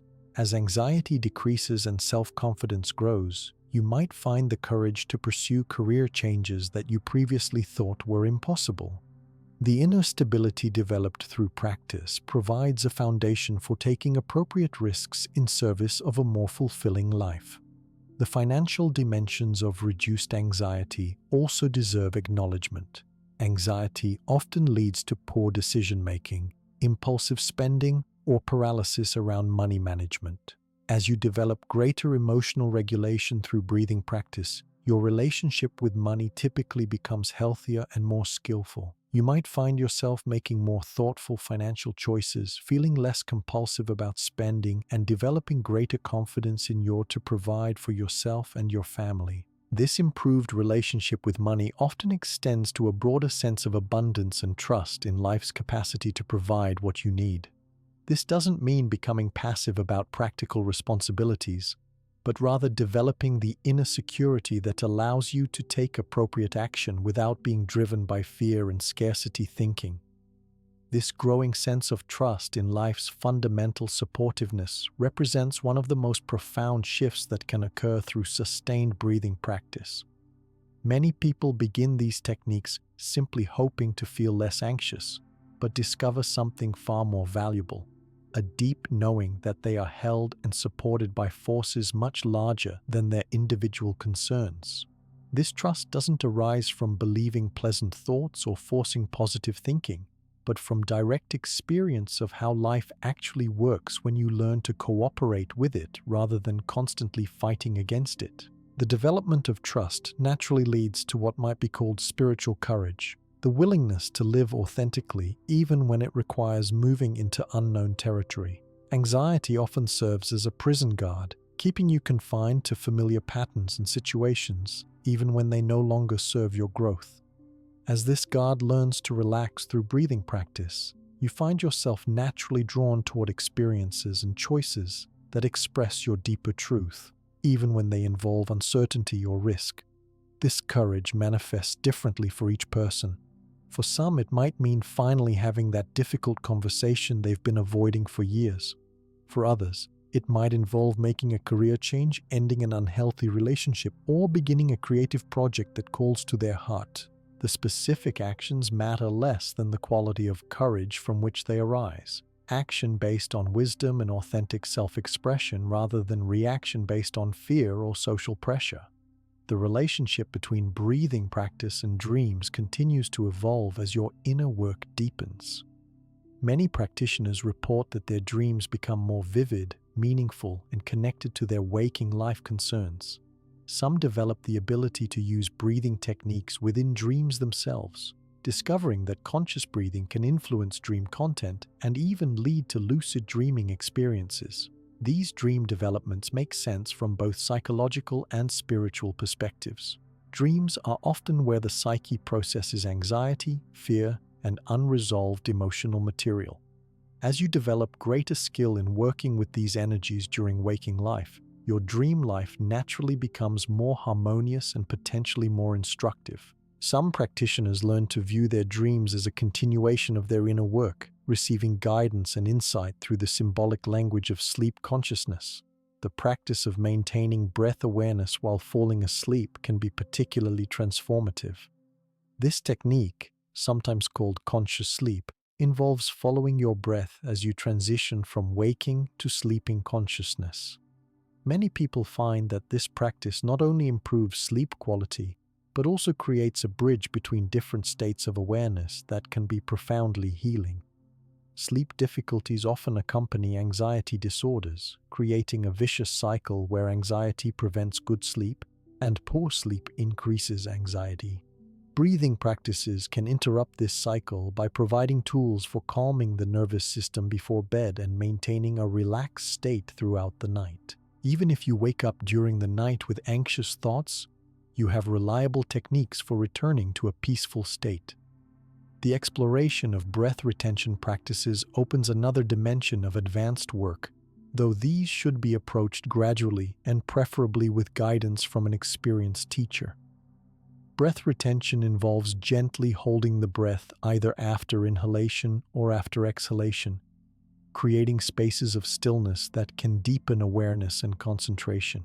These practices can produce profound states of calm and insight, but they require careful development to avoid strain or forcing. Simple retention practices might involve holding the breath for just a few seconds after inhaling, allowing the body to fully receive the breath before releasing it. Or you might experiment with brief pauses after exhaling, resting in the natural stillness before the next inhalation arises. These moments of stillness can become doorways into very deep states of meditation and self-understanding. The relationship between breathing and aging deserves special consideration as your practice matures. Many people notice that regular breathing practice helps them age more gracefully, both physically and emotionally. The stress reduction alone provides significant anti-aging benefits, but there seem to be additional effects that go beyond simple stress management. Practitioners often report feeling more energetic, mentally clear, and emotionally resilient as they age, rather than experiencing the decline that is often considered normal.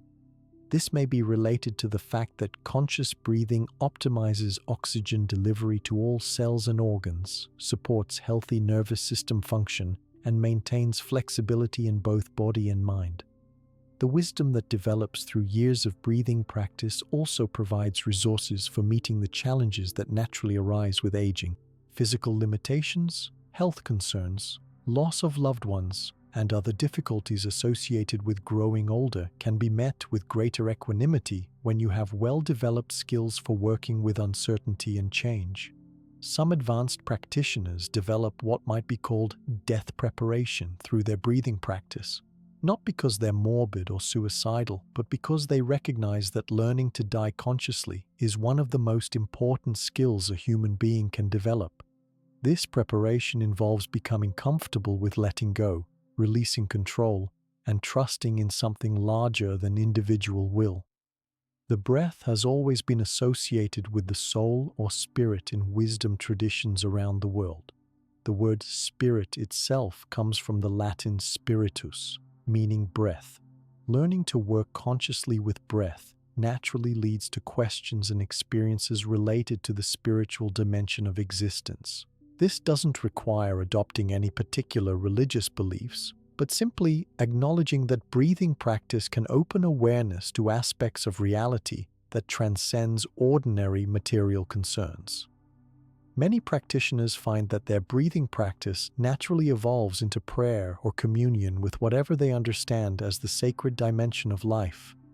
This might involve breathing with gratitude for the gift of existence, breathing with compassion for all beings who suffer, or breathing with wonder at the mystery of consciousness itself. The environmental applications of breathing practice represent an often overlooked dimension of this work. As your sensitivity increases through practice, you may become more aware of how different environments affect your breath and overall well-being. This might lead to greater appreciation for clean air, natural settings, and environments that support rather than stress your nervous system. Some practitioners become motivated to contribute to environmental healing as an extension of their personal practice. They recognize that the same life force that moves through their breath moves through all of nature, and that caring for the environment is really a form of caring for the larger body of which they are a part. This perspective can transform environmental action from something done out of duty or fear into something done from love and recognition of interconnection. The teaching and sharing of breathing techniques with others becomes a natural extension of practice for many people. As you experience the benefits of these methods in your own life, you may feel called to offer them to family members, friends, or even in more formal teaching situations. This sharing is most effective when it arises naturally from your own embodiment of the practices, rather than from an intellectual understanding or desire to help others. The principles of skillful sharing include offering techniques only when requested or when it's clearly appropriate, demonstrating the practices through your own presence rather than just talking about them, and maintaining humility about your level of understanding. Remember that each person's journey is unique, and what works perfectly for you might need to be adapted for someone else's temperament and circumstances. The economic dimensions of breathing practice extend beyond personal financial benefits to questions about how these ancient techniques should be shared in modern market economies. While traditional Buddhist teaching was often freely given, contemporary reality involves costs for training, facilities, and teachers' livelihoods. Finding the balance between making these practices accessible and supporting those who dedicate their lives to preserving and transmitting them requires wisdom and sensitivity. Many practitioners find ways to both receive and give in relation to breathing practices and spiritual teaching generally. This might involve supporting teachers and programs financially when possible, volunteering time and skills to spiritual communities, or simply practicing consistently as a way of honoring the lineage of teachers who preserved these methods through centuries of social change. The global spread of Buddhist breathing practices represents one of the most hopeful developments of our time. As these ancient techniques become available to people from all cultural backgrounds, they offer a common language for addressing the universal human experiences of anxiety, stress, and the search for meaning. While cultural sensitivity and respect for traditional contexts remain important, the fundamental principles of conscious breathing transcend cultural boundaries. The integration of traditional practices with modern psychological understanding creates new possibilities for healing and growth that honor both ancient wisdom and contemporary insights. This integration is still in its early stages, but it promises to make these powerful techniques more accessible and effective for people living in complex modern circumstances. The scientific validation of breathing practices through research in neuroscience, psychology, and medicine provides another bridge between ancient wisdom and contemporary understanding. While the subjective benefits of these practices have been recognized for millennia, having objective measurements of their effects helps more people feel confident about investing time and energy in inner development. The technological applications of breathing practice present both opportunities and challenges. Apps, biofeedback devices, and online programs can make basic techniques more widely available, but they cannot replace the subtle guidance and personalized instruction that comes from working with experienced teachers. The key is using technology as a support for practice rather than a substitute for genuine inner work. As virtual reality and other immersive technologies develop, there may be new possibilities for creating supportive environments for breathing practice, allowing people to experience peaceful natural settings or sacred spaces even when living in urban environments. However, the ultimate goal remains developing the ability to access peace and calm regardless of external conditions. The community aspects of breathing practice continue to evolve as these techniques spread beyond traditional monastic and retreat settings. Online communities, local practice groups, and integration with existing spiritual and therapeutic communities all offer ways for practitioners to support each other's development while maintaining the depth and authenticity of the practices. The family applications of breathing practice deserve special attention, particularly for parents who want to offer their children tools for emotional regulation and stress management. Teaching simple breathing techniques to children can provide them with lifelong resources for maintaining emotional balance, though the approaches need to be age-appropriate and presented in engaging ways. Many families develop breathing practices that they do together, creating shared rituals that support everyone's emotional well-being while strengthening family bonds. These might include brief breathing exercises before meals, bedtime breathing practices, or family breathing sessions during stressful periods. The cultivation of patience through breathing practice has implications that extend far beyond anxiety management.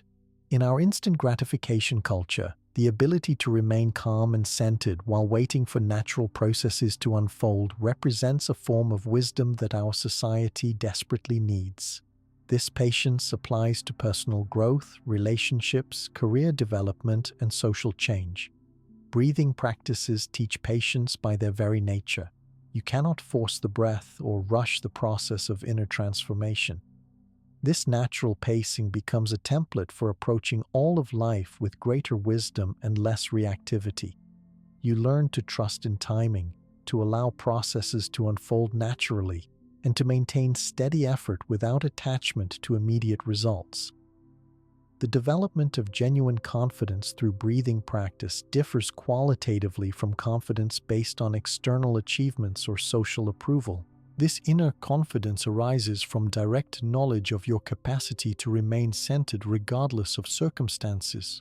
It's not dependent on always feeling good or having everything go your way, but rather on knowing that you have reliable tools for working skillfully with whatever arises. This unshakable confidence becomes the foundation for what Buddhist psychology calls fearlessness, not the absence of fear, but the ability to act wisely in fear's presence. You discover that courage is not about never feeling afraid, but about developing such trust in your inner resources that fear no longer has the power to paralyze or control you.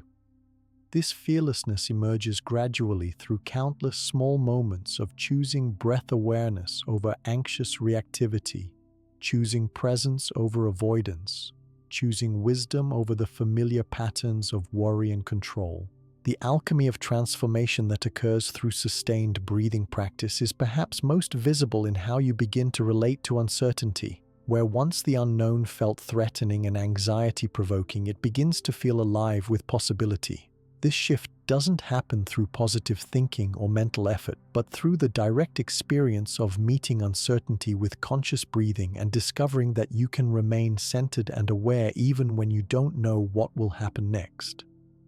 This new relationship with uncertainty opens doors that anxiety had previously kept locked. You might find yourself willing to have conversations you've been avoiding, to explore creative projects without knowing if they'll succeed, to make changes in your life that feel authentic even though their outcomes are unpredictable. The energy that was once bound up in trying to control and predict everything becomes available for genuine engagement with life as it actually unfolds. The subtlety of advanced breathing practice often surprises people who expect dramatic or mystical experiences. While profound states of consciousness certainly can arise, much of the deeper work involves increasingly refined sensitivity to very ordinary experiences. You might spend months learning to detect the difference between breathing that arises from anxiety and breathing that arises from peace, or developing the ability to sense exactly when your breath wants to deepen or lighten in response to changing circumstances. This refinement of sensitivity extends beyond the breath itself to encompass your entire felt sense of being alive. You become more aware of how different thoughts affect your energy, how various foods influence your mental clarity, how different relationships either drain or nourish your vitality. This awareness isn't judgmental or neurotic, but rather appreciative. You're learning to read the subtle language through which life communicates what supports your well-being and what doesn't. The integration of breathing practice with movement arts like yoga, tai chi, or qigong creates particularly rich opportunities for development. These traditions already understand breath as the bridge between body and mind, and combining their movement principles with the specific breathing patterns for anxiety can produce synergistic effects. You might discover that certain physical postures naturally support particular types of breath, or that moving meditation creates states of awareness that are difficult to access through sitting practice alone. The seasonal applications of breathing practice deepen as your sensitivity develops. You begin to feel how winter's breath wants to be deeper and more nourishing, supporting the inward turning that this season naturally invites. Spring breathing might feel lighter and more energizing, supporting the outward movement of growth and creativity. Summer practices might emphasize cooling and calming, while autumn techniques focus on release and letting go. These natural rhythms extend beyond yearly cycles to encompass daily, monthly, and even moment-to-moment fluctuations in what your system needs. Advanced practitioners develop an almost musical sensitivity to these rhythms, adjusting their breathing practice as naturally as a skilled musician adjusts their touch to match the requirements of different passages in a piece of music. The relationship between breathing and creativity continues to unfold new dimensions as practice matures. Many artists, writers, and innovators discover that conscious breathing not only reduces the anxiety that blocks creative expression, but actually becomes a tool for accessing inspiration and maintaining the sustained attention that creative work requires. Some develop elaborate breathing rituals that prepare them for creative sessions, while others learn to use breath as a way of staying present to the creative process as it unfolds. The connection between breath and creativity makes sense from multiple perspectives.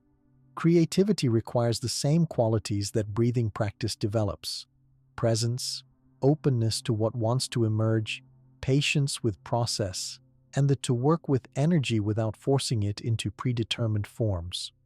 Both creativity and conscious breathing involve collaboration with forces larger than individual will, requiring a balance between intention and receptivity. The healing applications of breathing practice extend beyond anxiety to encompass a wide range of physical and emotional difficulties. While these techniques should never be used as substitutes for appropriate medical care, many practitioners discover that conscious breathing supports their body's natural healing processes in remarkable ways.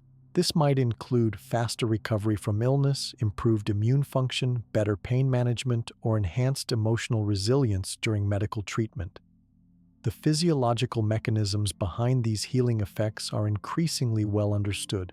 Conscious breathing optimizes oxygen delivery to tissues, supports healthy circulation, balances the autonomic nervous system, and helps regulate stress hormones. These effects create optimal conditions for the body's innate healing intelligence to operate most effectively. From a more subtle perspective, many traditions teach that breath carries healing energy or life force that can be consciously directed to areas that need support. The practice of breathing with physical discomfort or illness requires particular sensitivity and often benefits from guidance by someone experienced in therapeutic applications of breathing work. The general principle involves breathing with rather than against difficult sensations, offering them the same accepting awareness that you've learned to bring to anxious thoughts and emotions. This approach often reduces suffering even when it doesn't eliminate physical symptoms entirely. The grief and loss applications of breathing practice represent one of the most profound ways these techniques can serve human healing. Grief often creates particular forms of breathing difficulty, the tight chest, shallow breathing, and feeling of being unable to catch your breath that accompany deep loss. Conscious breathing practices can provide gentle ways to work with grief without trying to rush or avoid the natural process of mourning. Breathing with grief requires great tenderness and patience. The practices need to be much gentler than those used for anxiety, more like the butterfly wings breathing technique that barely disturbs the air. The goal is not to feel better quickly, but to breathe with your broken heart in ways that support the slow healing that grief requires. Many people find that conscious breathing helps them stay present to their grief without becoming overwhelmed by it, allowing the natural wisdom of mourning to unfold. The application of breathing practices to relationship difficulties opens another rich area for development. Much relationship conflict arises from anxiety-driven reactivity, the tendency to respond to your partner's words or actions from your own triggered emotional states rather than from presence and wisdom. Learning to pause and breathe consciously before responding can transform relationship dynamics in profound ways. Some couples develop shared breathing practices that help them return to connection when conflict arises. This might involve taking a few minutes to breathe together when tensions are high, or establishing regular breathing practices that strengthen their overall emotional resilience and intimacy. The key is not using breathing as a way to avoid difficult conversations, but rather as a way to engage them from greater wisdom and compassion. The workplace applications of breathing practice continue to expand as more organizations recognize the connection between employee well-being and productivity. Simple breathing techniques can be used discreetly during meetings, before presentations, or whenever work stress begins to feel overwhelming. Some forward-thinking companies are incorporating brief breathing exercises into meetings or offering breathing-based stress reduction programs to their employees. The challenge in workplace applications is maintaining the depth and authenticity of practice while adapting it to professional environments. The techniques need to be simple enough to use without drawing unwanted attention, yet effective enough to provide real benefit during high-stress situations. Many practitioners develop abbreviated versions of longer practices that they can use throughout their workday. The political and social applications of breathing practice reflect the Buddhist understanding that individual transformation and social transformation are intimately connected. When you're no longer driven by anxiety and reactivity, you can engage with social and political issues from greater wisdom and effectiveness. Your actions arise from compassion and clear seeing rather than from anger, fear, or the need to be right. This doesn't mean becoming passive about injustice or social problems. but rather approaching activism from a foundation of inner stability. Many practitioners find that their social engagement becomes more strategic, sustainable, and effective when it's grounded in contemplative practice. They can work for change without being consumed by anger or despair, and they can maintain hope and perspective even when progress seems slow. The environmental dimensions of breathing practice reflect the growing recognition that human well-being and environmental health are inseparable. As your sensitivity develops through practice, you may become more aware of how air quality affects your breathing and overall vitality. This awareness can motivate participation in environmental protection, not from duty or guilt, but from direct experience of your intimate connection with the natural world. Some practitioners develop specific breathing practices that cultivate connection with nature and environmental healing. These might involve breathing with trees, imagining that your out-breath nourishes plant life while your in-breath receives the oxygen that plants provide. While such practices might sound fanciful, they reflect the actual biological exchange that occurs between human and plant life, and they can deepen your felt sense of belonging to the larger community of life. The teaching and transmission of breathing practices to future generations represents one of the most important applications of this work. As you develop skill and experience with these techniques, you may feel called to share them with younger people, your own children, students, or others who could benefit from these tools for emotional regulation and spiritual development. This transmission requires great sensitivity to age-appropriate methods and the recognition that children and adolescents may need different approaches than adults. Many practitioners find that children are naturally drawn to breathing practices and often learn them more quickly than adults. Young people haven't yet developed the mental complexity and resistance that can make these practices challenging for older individuals. However, the presentation needs to be engaging, playful, and relevant to their actual concerns rather than imposed as another adult requirement. The integration of breathing practice with technology continues to evolve, offering both opportunities and challenges. While apps and devices can make basic techniques more accessible, there's always the risk of reducing profound contemplative practices to superficial stress management tools. The key is using technology in service of deeper practice rather than as a substitute for genuine inner work. Biofeedback devices that measure heart rate variability, breathing patterns, and other physiological indicators can provide useful information about the effects of different practices. However, the ultimate goal remains developing internal sensitivity rather than depending on external measurements. Technology works best when it supports the development of natural awareness, rather than replacing it. The research applications of breathing practices in academic and clinical settings continue to expand, providing scientific validation for what contemplatives have known for centuries. Studies on anxiety reduction, stress management, emotional regulation, and overall well-being consistently show significant benefits from regular breathing practice. This research helps make these techniques more acceptable in mainstream healthcare and educational settings. However, there's always the challenge of studying contemplative practices using scientific methods that may not be well suited to capturing their more subtle effects. The most profound benefits of breathing practice, the development of wisdom, compassion, and spiritual insight, are difficult to measure using conventional research approaches. The art lies in honoring both the scientific and contemplative dimensions of this work. The economic implications of widespread adoption of breathing practices could be substantial. If significant numbers of people developed reliable skills for managing anxiety and stress, the costs associated with mental health treatment, stress-related illness, and workplace productivity losses could be dramatically reduced. Some healthcare systems are beginning to explore integrative approaches that include contemplative practices alongside conventional treatments. The question of how to make these practices accessible while still honoring their depth and maintaining quality instruction remains challenging. Traditional Buddhist education involved years of study with qualified teachers, but modern circumstances require more efficient approaches. Finding ways to preserve the essential elements while adapting to contemporary needs requires ongoing creativity and wisdom.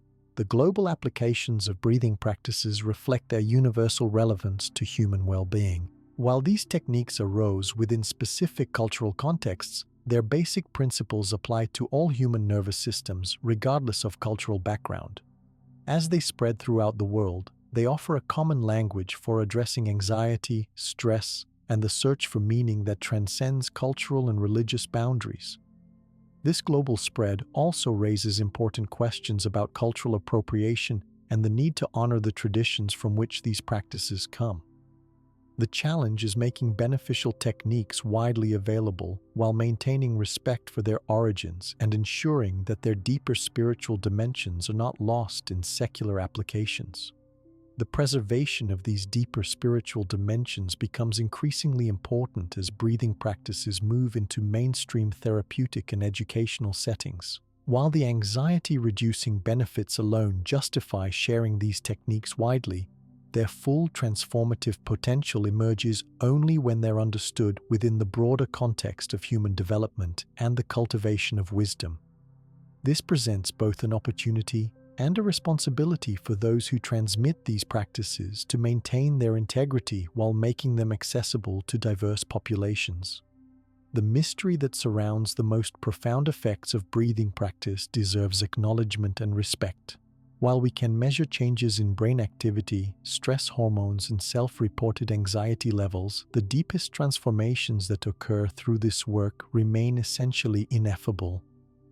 The moment when anxiety transforms from enemy to teacher, when uncertainty becomes adventure, when separateness dissolves into belonging, these shifts occur in dimensions of experience that resist simple explanation.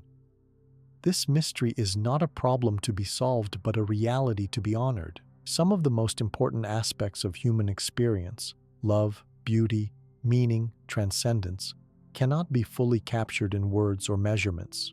The breathing practices work partly through mechanisms we understand and partly through processes that remain mysterious. Maintaining reverence for this mystery prevents the practices from being reduced to mere techniques and preserves their capacity to facilitate genuine transformation. The role of faith in breathing practice may seem surprising given the practical, embodied nature of these techniques.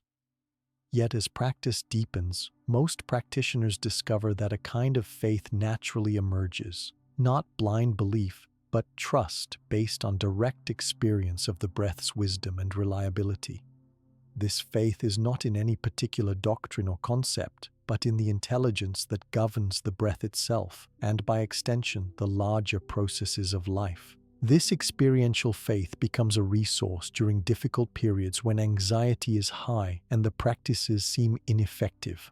Rather than abandoning the techniques during challenging times, faith allows you to continue working with them even when immediate results aren't apparent.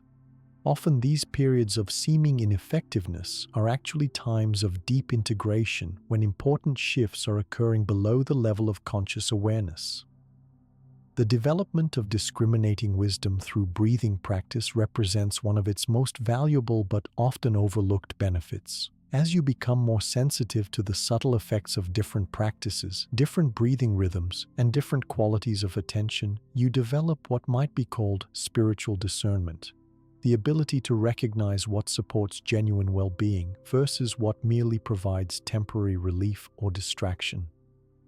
This discernment extends beyond breathing practice to encompass all areas of life. You become more skilled at recognizing which relationships nourish your growth and which drain your energy, which activities align with your authentic values and which are driven by anxiety or social pressure, which thoughts lead toward wisdom and which perpetuate suffering. This discriminating awareness becomes one of your most practical life skills. The balance between effort and surrender in breathing practice reflects a fundamental principle that applies to all aspects of spiritual development. Too much effort creates tension and interferes with the natural flow of breath, while too little engagement leads to distraction and loss of focus. Learning to find the optimal balance, fully present and engaged yet relaxed and allowing, becomes a template for approaching all of life with greater skill and wisdom. This balance is dynamic rather than static, requiring constant micro-adjustments based on changing circumstances. Sometimes you need more effort to maintain focus, while other times you need to relax control and allow the practice to unfold naturally. Developing sensitivity to these moment-to-moment requirements is part of the art of practice and reflects the growing wisdom that emerges through sustained inner work. The transmission of breathing practices across cultural boundaries raises important questions about adaptation versus preservation.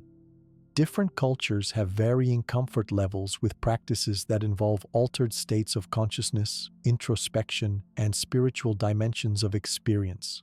Making these techniques truly accessible may require thoughtful adaptation while preserving their essential effectiveness. Some adaptations involve language, using scientific rather than spiritual terminology, or emphasizing stress reduction rather than consciousness transformation. Others involve methodology, shortening practices for busy lifestyles or integrating them with familiar activities. The key is ensuring that adaptations enhance accessibility without compromising the practice's capacity to produce genuine transformation. The role of community in supporting breathing practice continues to evolve as these techniques spread beyond traditional monastic and retreat settings. While individual practice remains essential, most practitioners benefit from some form of community support, whether through formal groups, online forums, or simply friends and family members who understand and encourage their inner work. Creating healthy community around contemplative practice requires wisdom and skill. The community needs to support individual development without becoming dependent or exclusive. It should encourage depth and authenticity while avoiding spiritual materialism or competition. The best communities provide encouragement during difficult periods, celebration of progress, and practical support for maintaining consistent practice. The integration of breathing practices with psychotherapy represents one of the most promising developments in contemporary mental health treatment. Many therapists are discovering that these techniques can significantly enhance the effectiveness of conventional therapeutic approaches, particularly for anxiety disorders. The combination of psychological insight and contemplative practice can produce more rapid and lasting change than either approach alone. However, this integration requires careful attention to training and competence. Therapists need adequate preparation in contemplative practices to use them skillfully, and they need to understand how these techniques interact with various therapeutic modalities. The goal is creating synergy between approaches rather than simply adding breathing exercises to existing treatment protocols. The prevention applications of breathing practices deserve special attention, particularly for young people who are at risk for developing anxiety disorders. Teaching these techniques to children and adolescents before severe anxiety patterns become entrenched could potentially prevent enormous suffering and reduce the need for more intensive interventions later in life. However, prevention programs need to be engaging, age-appropriate, and integrated with existing educational curricula. School-based programs that include breathing practices for emotional regulation and stress management show promising results, but they require careful implementation to be effective. Teachers need adequate training, parents need to understand and support the programs, and the practices need to be presented in ways that feel relevant to young people's actual concerns and interests. The trauma-informed applications of breathing practices require special sensitivity and often professional guidance. While conscious breathing can be profoundly healing for trauma survivors, it can also trigger difficult memories or sensations if not approached skillfully. Trauma-informed approaches emphasize safety, choice, and going slowly, allowing individuals to maintain control over their experience while gradually building capacity for self-regulation. Many trauma survivors find that breathing practices provide them with tools for managing flashbacks, panic attacks, and other trauma-related symptoms. However, these applications often work best when integrated with comprehensive trauma treatment that includes therapy, medical support when appropriate, and attention to safety and stabilization before focusing on deeper healing work. The aging applications of breathing practice offer hope for maintaining mental clarity, emotional resilience, and spiritual vitality throughout the lifespan. Regular practice may help prevent or slow age-related cognitive decline while providing tools for coping with the physical and emotional challenges that often accompany aging. Many older practitioners report that breathing practice helps them maintain a sense of purpose and connection even as other capacities decline. The wisdom that develops through years of practice becomes particularly valuable in later life when many people face questions about meaning, legacy, and mortality. Practitioners who have developed skill in working with uncertainty and change often navigate aging with greater grace and less anxiety than those who haven't cultivated these inner resources. The death preparation applications of breathing practice reflect the Buddhist understanding that learning to die consciously is one of the most important human skills. This preparation doesn't involve morbid preoccupation with death, but rather developing comfort with letting go, releasing control, and trusting in the larger processes of existence. These same skills that help with anxiety also support conscious dying when the time comes.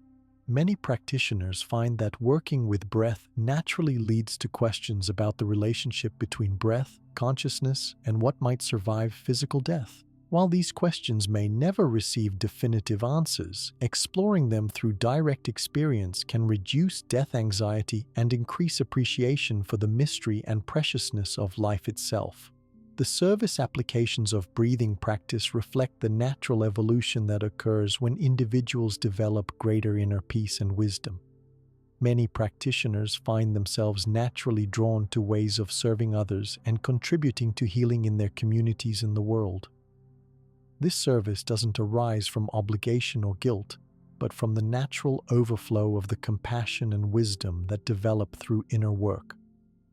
This service can take countless forms: teaching breathing practices to others, volunteering in healthcare or social service organizations, engaging in environmental protection, creating art that inspires and heals, or simply being a more peaceful, wise presence in daily interactions. The specific form matters less than the quality of service, action that arises from wisdom and love rather than ego needs or social expectations. The evolution of consciousness that can occur through sustained breathing practice represents perhaps the most profound potential of this work. While most people begin these practices simply hoping to feel less anxious, many discover that they've embarked on a journey of transformation that touches every aspect of their existence. Anxiety relief becomes just the first step in a process of awakening to their true nature and potential. This evolution doesn't follow a predictable timeline or sequence, and it's not guaranteed for everyone who practices. Much depends on individual temperament, life circumstances, the quality of instruction received, and the sincerity and consistency of practice. However, the possibility exists for anyone willing to commit to this work with patience, humility, and genuine dedication to truth. The integration of breathing practice with dying consciously represents one of the most profound applications of this work. Many wisdom traditions teach that the moment of death offers unique opportunities for spiritual realization, and that preparation for this transition is one of the most important aspects of human development. Regular breathing practice provides excellent preparation for conscious dying by developing comfort with letting go and trust in the larger processes of existence. This preparation doesn't require believing in any particular conception of what happens after death. It simply involves developing the skills that support meeting any transition, including the ultimate transition, with as much awareness, peace, and wisdom as possible. These same skills that help with anxiety also serve in preparing for death, making this perhaps the most practical of all spiritual practices. The legacy applications of breathing practice involve considering how to pass these techniques and the wisdom they develop to future generations. This transmission requires more than just teaching the mechanical aspects of the practices. It involves conveying the understanding, values, and perspectives that make them truly transformative. Each practitioner who develops genuine skill with these techniques becomes part of an ancient lineage of human beings committed to reducing suffering and increasing wisdom.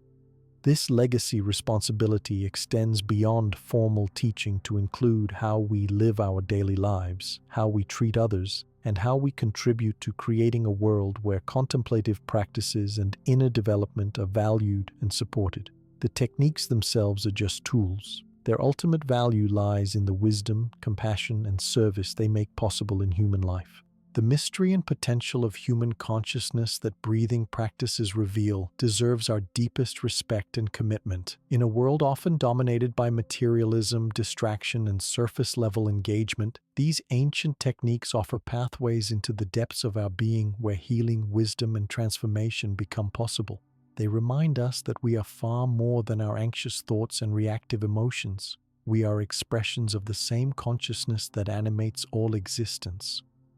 As you continue this journey of exploration and development, remember that each breath is an opportunity for awakening, each moment an invitation to choose wisdom over reactivity, presence over distraction. The path is long and sometimes challenging, but it leads toward the most valuable destinations possible: freedom from unnecessary suffering, the development of genuine wisdom and compassion, and the discovery of who you truly are beneath all the layers of conditioning and fear. This discovery of your authentic nature through breathing practice represents perhaps the most radical possibility available to human consciousness. The recognition that what you truly are has never been threatened, damaged, or diminished by any experience, no matter how difficult.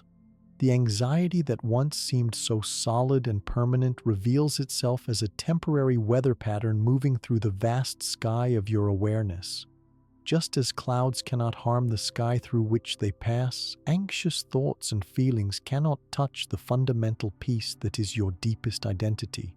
The paradox of this realization is that it often comes not through achieving some special state or eliminating all problems, but through simply breathing with whatever is present with complete acceptance and awareness. In moments of profound ordinariness, perhaps sitting quietly in your room, walking in your garden, or even standing in line at the grocery store, the breath reveals the extraordinary truth that has been hiding in plain sight all along. You are already whole, already free, already at peace, and breathing consciously is simply a way of remembering what you have temporarily forgotten. This remembering process unfolds differently for each individual, influenced by personality, life circumstances, cultural background, and countless other factors that make each person's journey unique. Some practitioners experience dramatic moments of insight that permanently shift their understanding, while others notice gradual changes so subtle that they only become apparent when looking back over months or years of practice. Both paths are valid, and comparing your experience to others can become another source of anxiety rather than a support for your development. The cultivation of what might be called spiritual patience becomes essential as practice deepens. In our culture of instant gratification and quick fixes, there's often pressure to achieve rapid results from any practice, including breathing techniques. However, the most profound transformations that occur through this work happen according to their own timeline, which cannot be rushed or forced without compromising their authenticity and depth. This patience is not passive waiting, but rather active engagement with the present moment, trusting that each breath is contributing to your development in ways that may not be immediately apparent. Like a gardener who plants seeds and tends them faithfully without trying to force them to grow faster than their nature allows, you learn to participate fully in your practice while allowing the fruits to ripen in their own time. The relationship between breathing practice and what psychologists call post-traumatic growth reveals another dimension of these techniques' potential. Many people who experience significant trauma or life challenges find that breathing practices not only help them cope with immediate distress, but actually support development of capacities and perspectives that wouldn't have emerged without the catalyst of difficulty. This doesn't mean that trauma is necessary for growth or that suffering is inherently valuable. Rather, it recognizes that human beings have remarkable capacity to transform even the most challenging experiences into sources of wisdom, compassion, and strength when they have appropriate tools and support. Breathing practices provide some of the most accessible and effective tools available for this kind of transformation. The applications of breathing practice to grief work deserve special attention, given how often anxiety and grief are intertwined. Many people discover that their anxiety is actually unprocessed grief for losses they haven't fully acknowledged, dreams that haven't materialized, relationships that have ended, or simply the passage of time and the changes it inevitably brings. Learning to breathe with grief rather than trying to avoid or rush through it can be profoundly healing. Grief breathing requires particular gentleness and patience. The breath may feel constricted or painful when working with deep loss, and the practices need to honor this difficulty rather than trying to quickly return to comfortable feelings. Sometimes the most helpful approach is simply breathing with the broken heart, offering it the same tender attention you would give to a wounded animal without trying to fix or heal anything immediately. The seasonal dimensions of breathing practice become more apparent and useful as sensitivity develops. Just as different seasons call for different clothing and activities, they also call for different qualities of breath and attention. Winter practices might emphasize depth, warmth, and conservation of energy, supporting the natural inward turn that this season invites. Spring breathing might feel lighter and more energizing, supporting new growth and creative projects that want to emerge. Summer practices might focus on cooling and maintaining balance during intense activity and external demands. Autumn techniques could emphasize release and letting go, helping you harvest the wisdom gained through the year's experiences while preparing for the dormant period of winter. These seasonal approaches help you stay in harmony with natural cycles while developing different aspects of your breathing capacity throughout the year. The circadian applications of breathing practice offer another layer of refinement as you become more attuned to your body's natural rhythms. Morning breathing might emphasize awakening and energizing, helping you transition from sleep to active engagement with the day. Midday practices might focus on maintaining balance during peak activity periods. Evening breathing could support winding down and preparation for rest, while nighttime techniques might help with insomnia or maintaining awareness during sleep. These timing considerations aren't rigid rules, but rather invitations to experiment and discover what works best for your individual constitution and lifestyle. Some people are naturally more receptive to certain practices at particular times of day, while others find that their needs vary based on stress levels, health, or life circumstances. The nutritional applications of breathing practice reflect the growing understanding that breath, food, and consciousness are intimately connected. Many practitioners notice that certain foods support their breathing practice while others create agitation or difficulty maintaining focus. Generally, lighter, more natural foods tend to support calm, deep breathing, while heavy, processed, or stimulating substances can interfere with subtle awareness. This awareness can lead to natural changes in diet that support overall well-being without requiring rigid rules or extreme measures. You might find yourself naturally craving foods that support your practice and losing interest in those that create agitation. This process of aligned eating emerges from increased body awareness rather than external dietary prescriptions.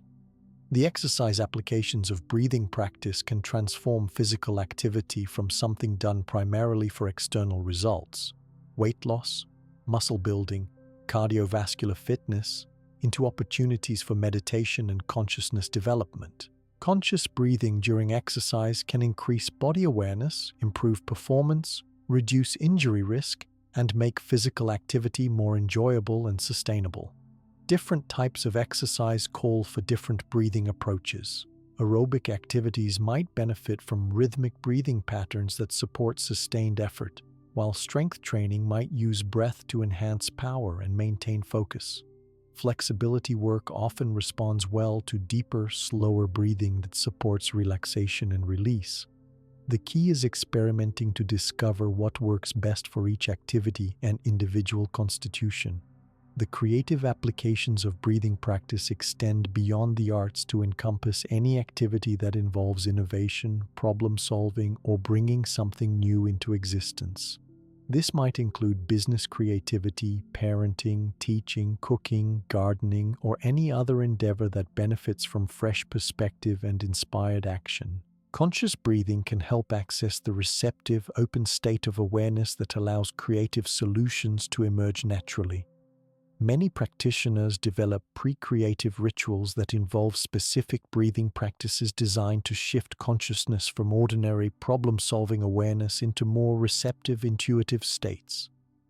These rituals might be brief, just a few conscious breaths before beginning work, or more elaborate, involving extended breathing sessions that thoroughly prepare the mind for creative engagement. The relationship between breathing practice and what might be called spiritual activism reflects the understanding that inner development and outer service are complementary rather than competing priorities. Many practitioners find that as their own anxiety decreases and wisdom increases, they naturally become more effective agents of positive change in their communities and the world. This effectiveness comes not from angry reactivity to problems, but from compassionate clarity about what needs attention and skillful action based on deep understanding rather than surface-level judgments. Breathing practices support this kind of engaged spirituality by providing tools for staying centered and wise, even when confronting difficult social, political, or environmental challenges. The teaching applications of breathing practices in educational settings show tremendous promise for supporting student well-being and academic performance. Simple breathing techniques can help students manage test anxiety, improve attention and focus, develop emotional regulation skills, and create more positive classroom environments. However, implementing these programs requires sensitivity to cultural and religious concerns while maintaining the practice's effectiveness. Teacher training in breathing techniques can also significantly impact educational environments by helping educators manage their own stress and model emotional regulation for their students. When teachers are centered and calm, they create atmospheric conditions that support learning and reduce classroom anxiety for everyone involved. The healthcare applications of breathing practices continue to expand as medical professionals recognize their potential for supporting conventional treatments and improving patient outcomes. Breathing techniques can help patients manage pain, reduce pre-surgical anxiety, cope with chronic illness, and participate more actively in their healing process. However, these applications require careful integration with medical care rather than replacement of appropriate treatment.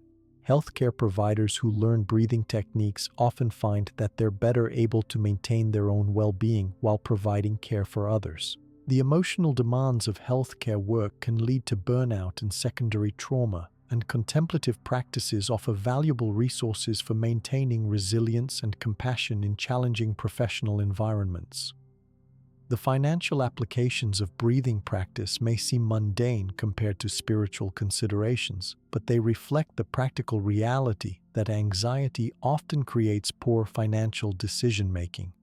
When driven by fear and scarcity thinking, people may make impulsive purchases, avoid necessary financial planning, or remain in unsatisfying but secure employment situations that don't utilize their full potential.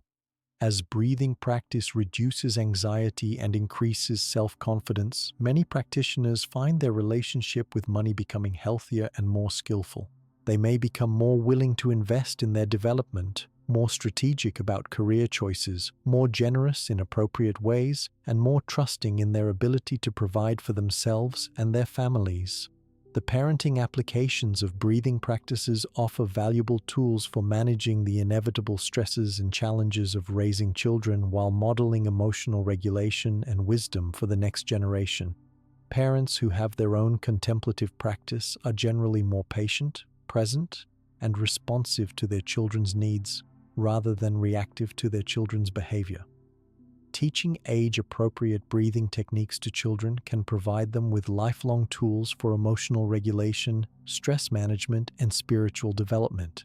However, this teaching is most effective when it emerges naturally from the parent's own practice rather than being imposed as another requirement or expectation for children to meet.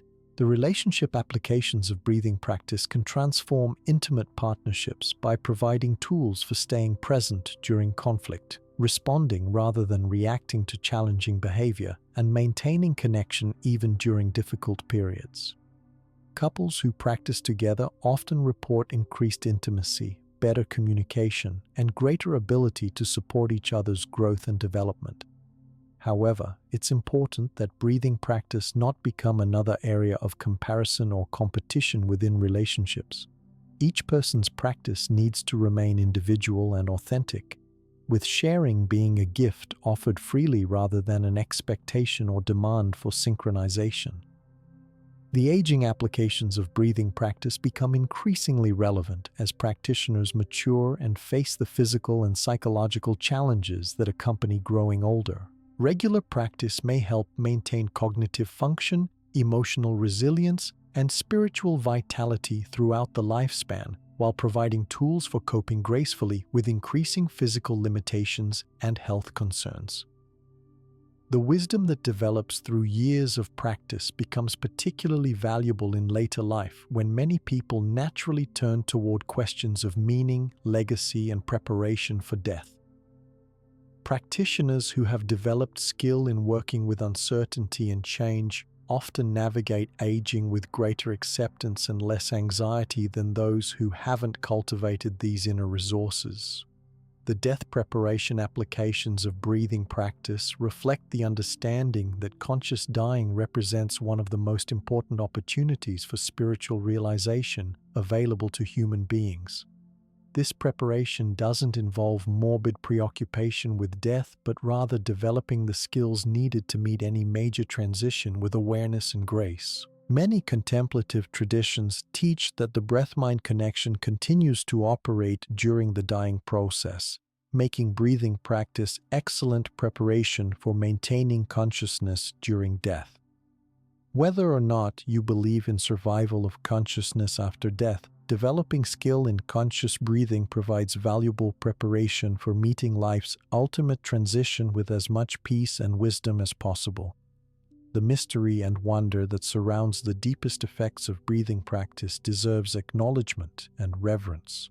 While we can understand many of the mechanisms through which these techniques work, the most profound transformations occur through processes that remain essentially mysterious.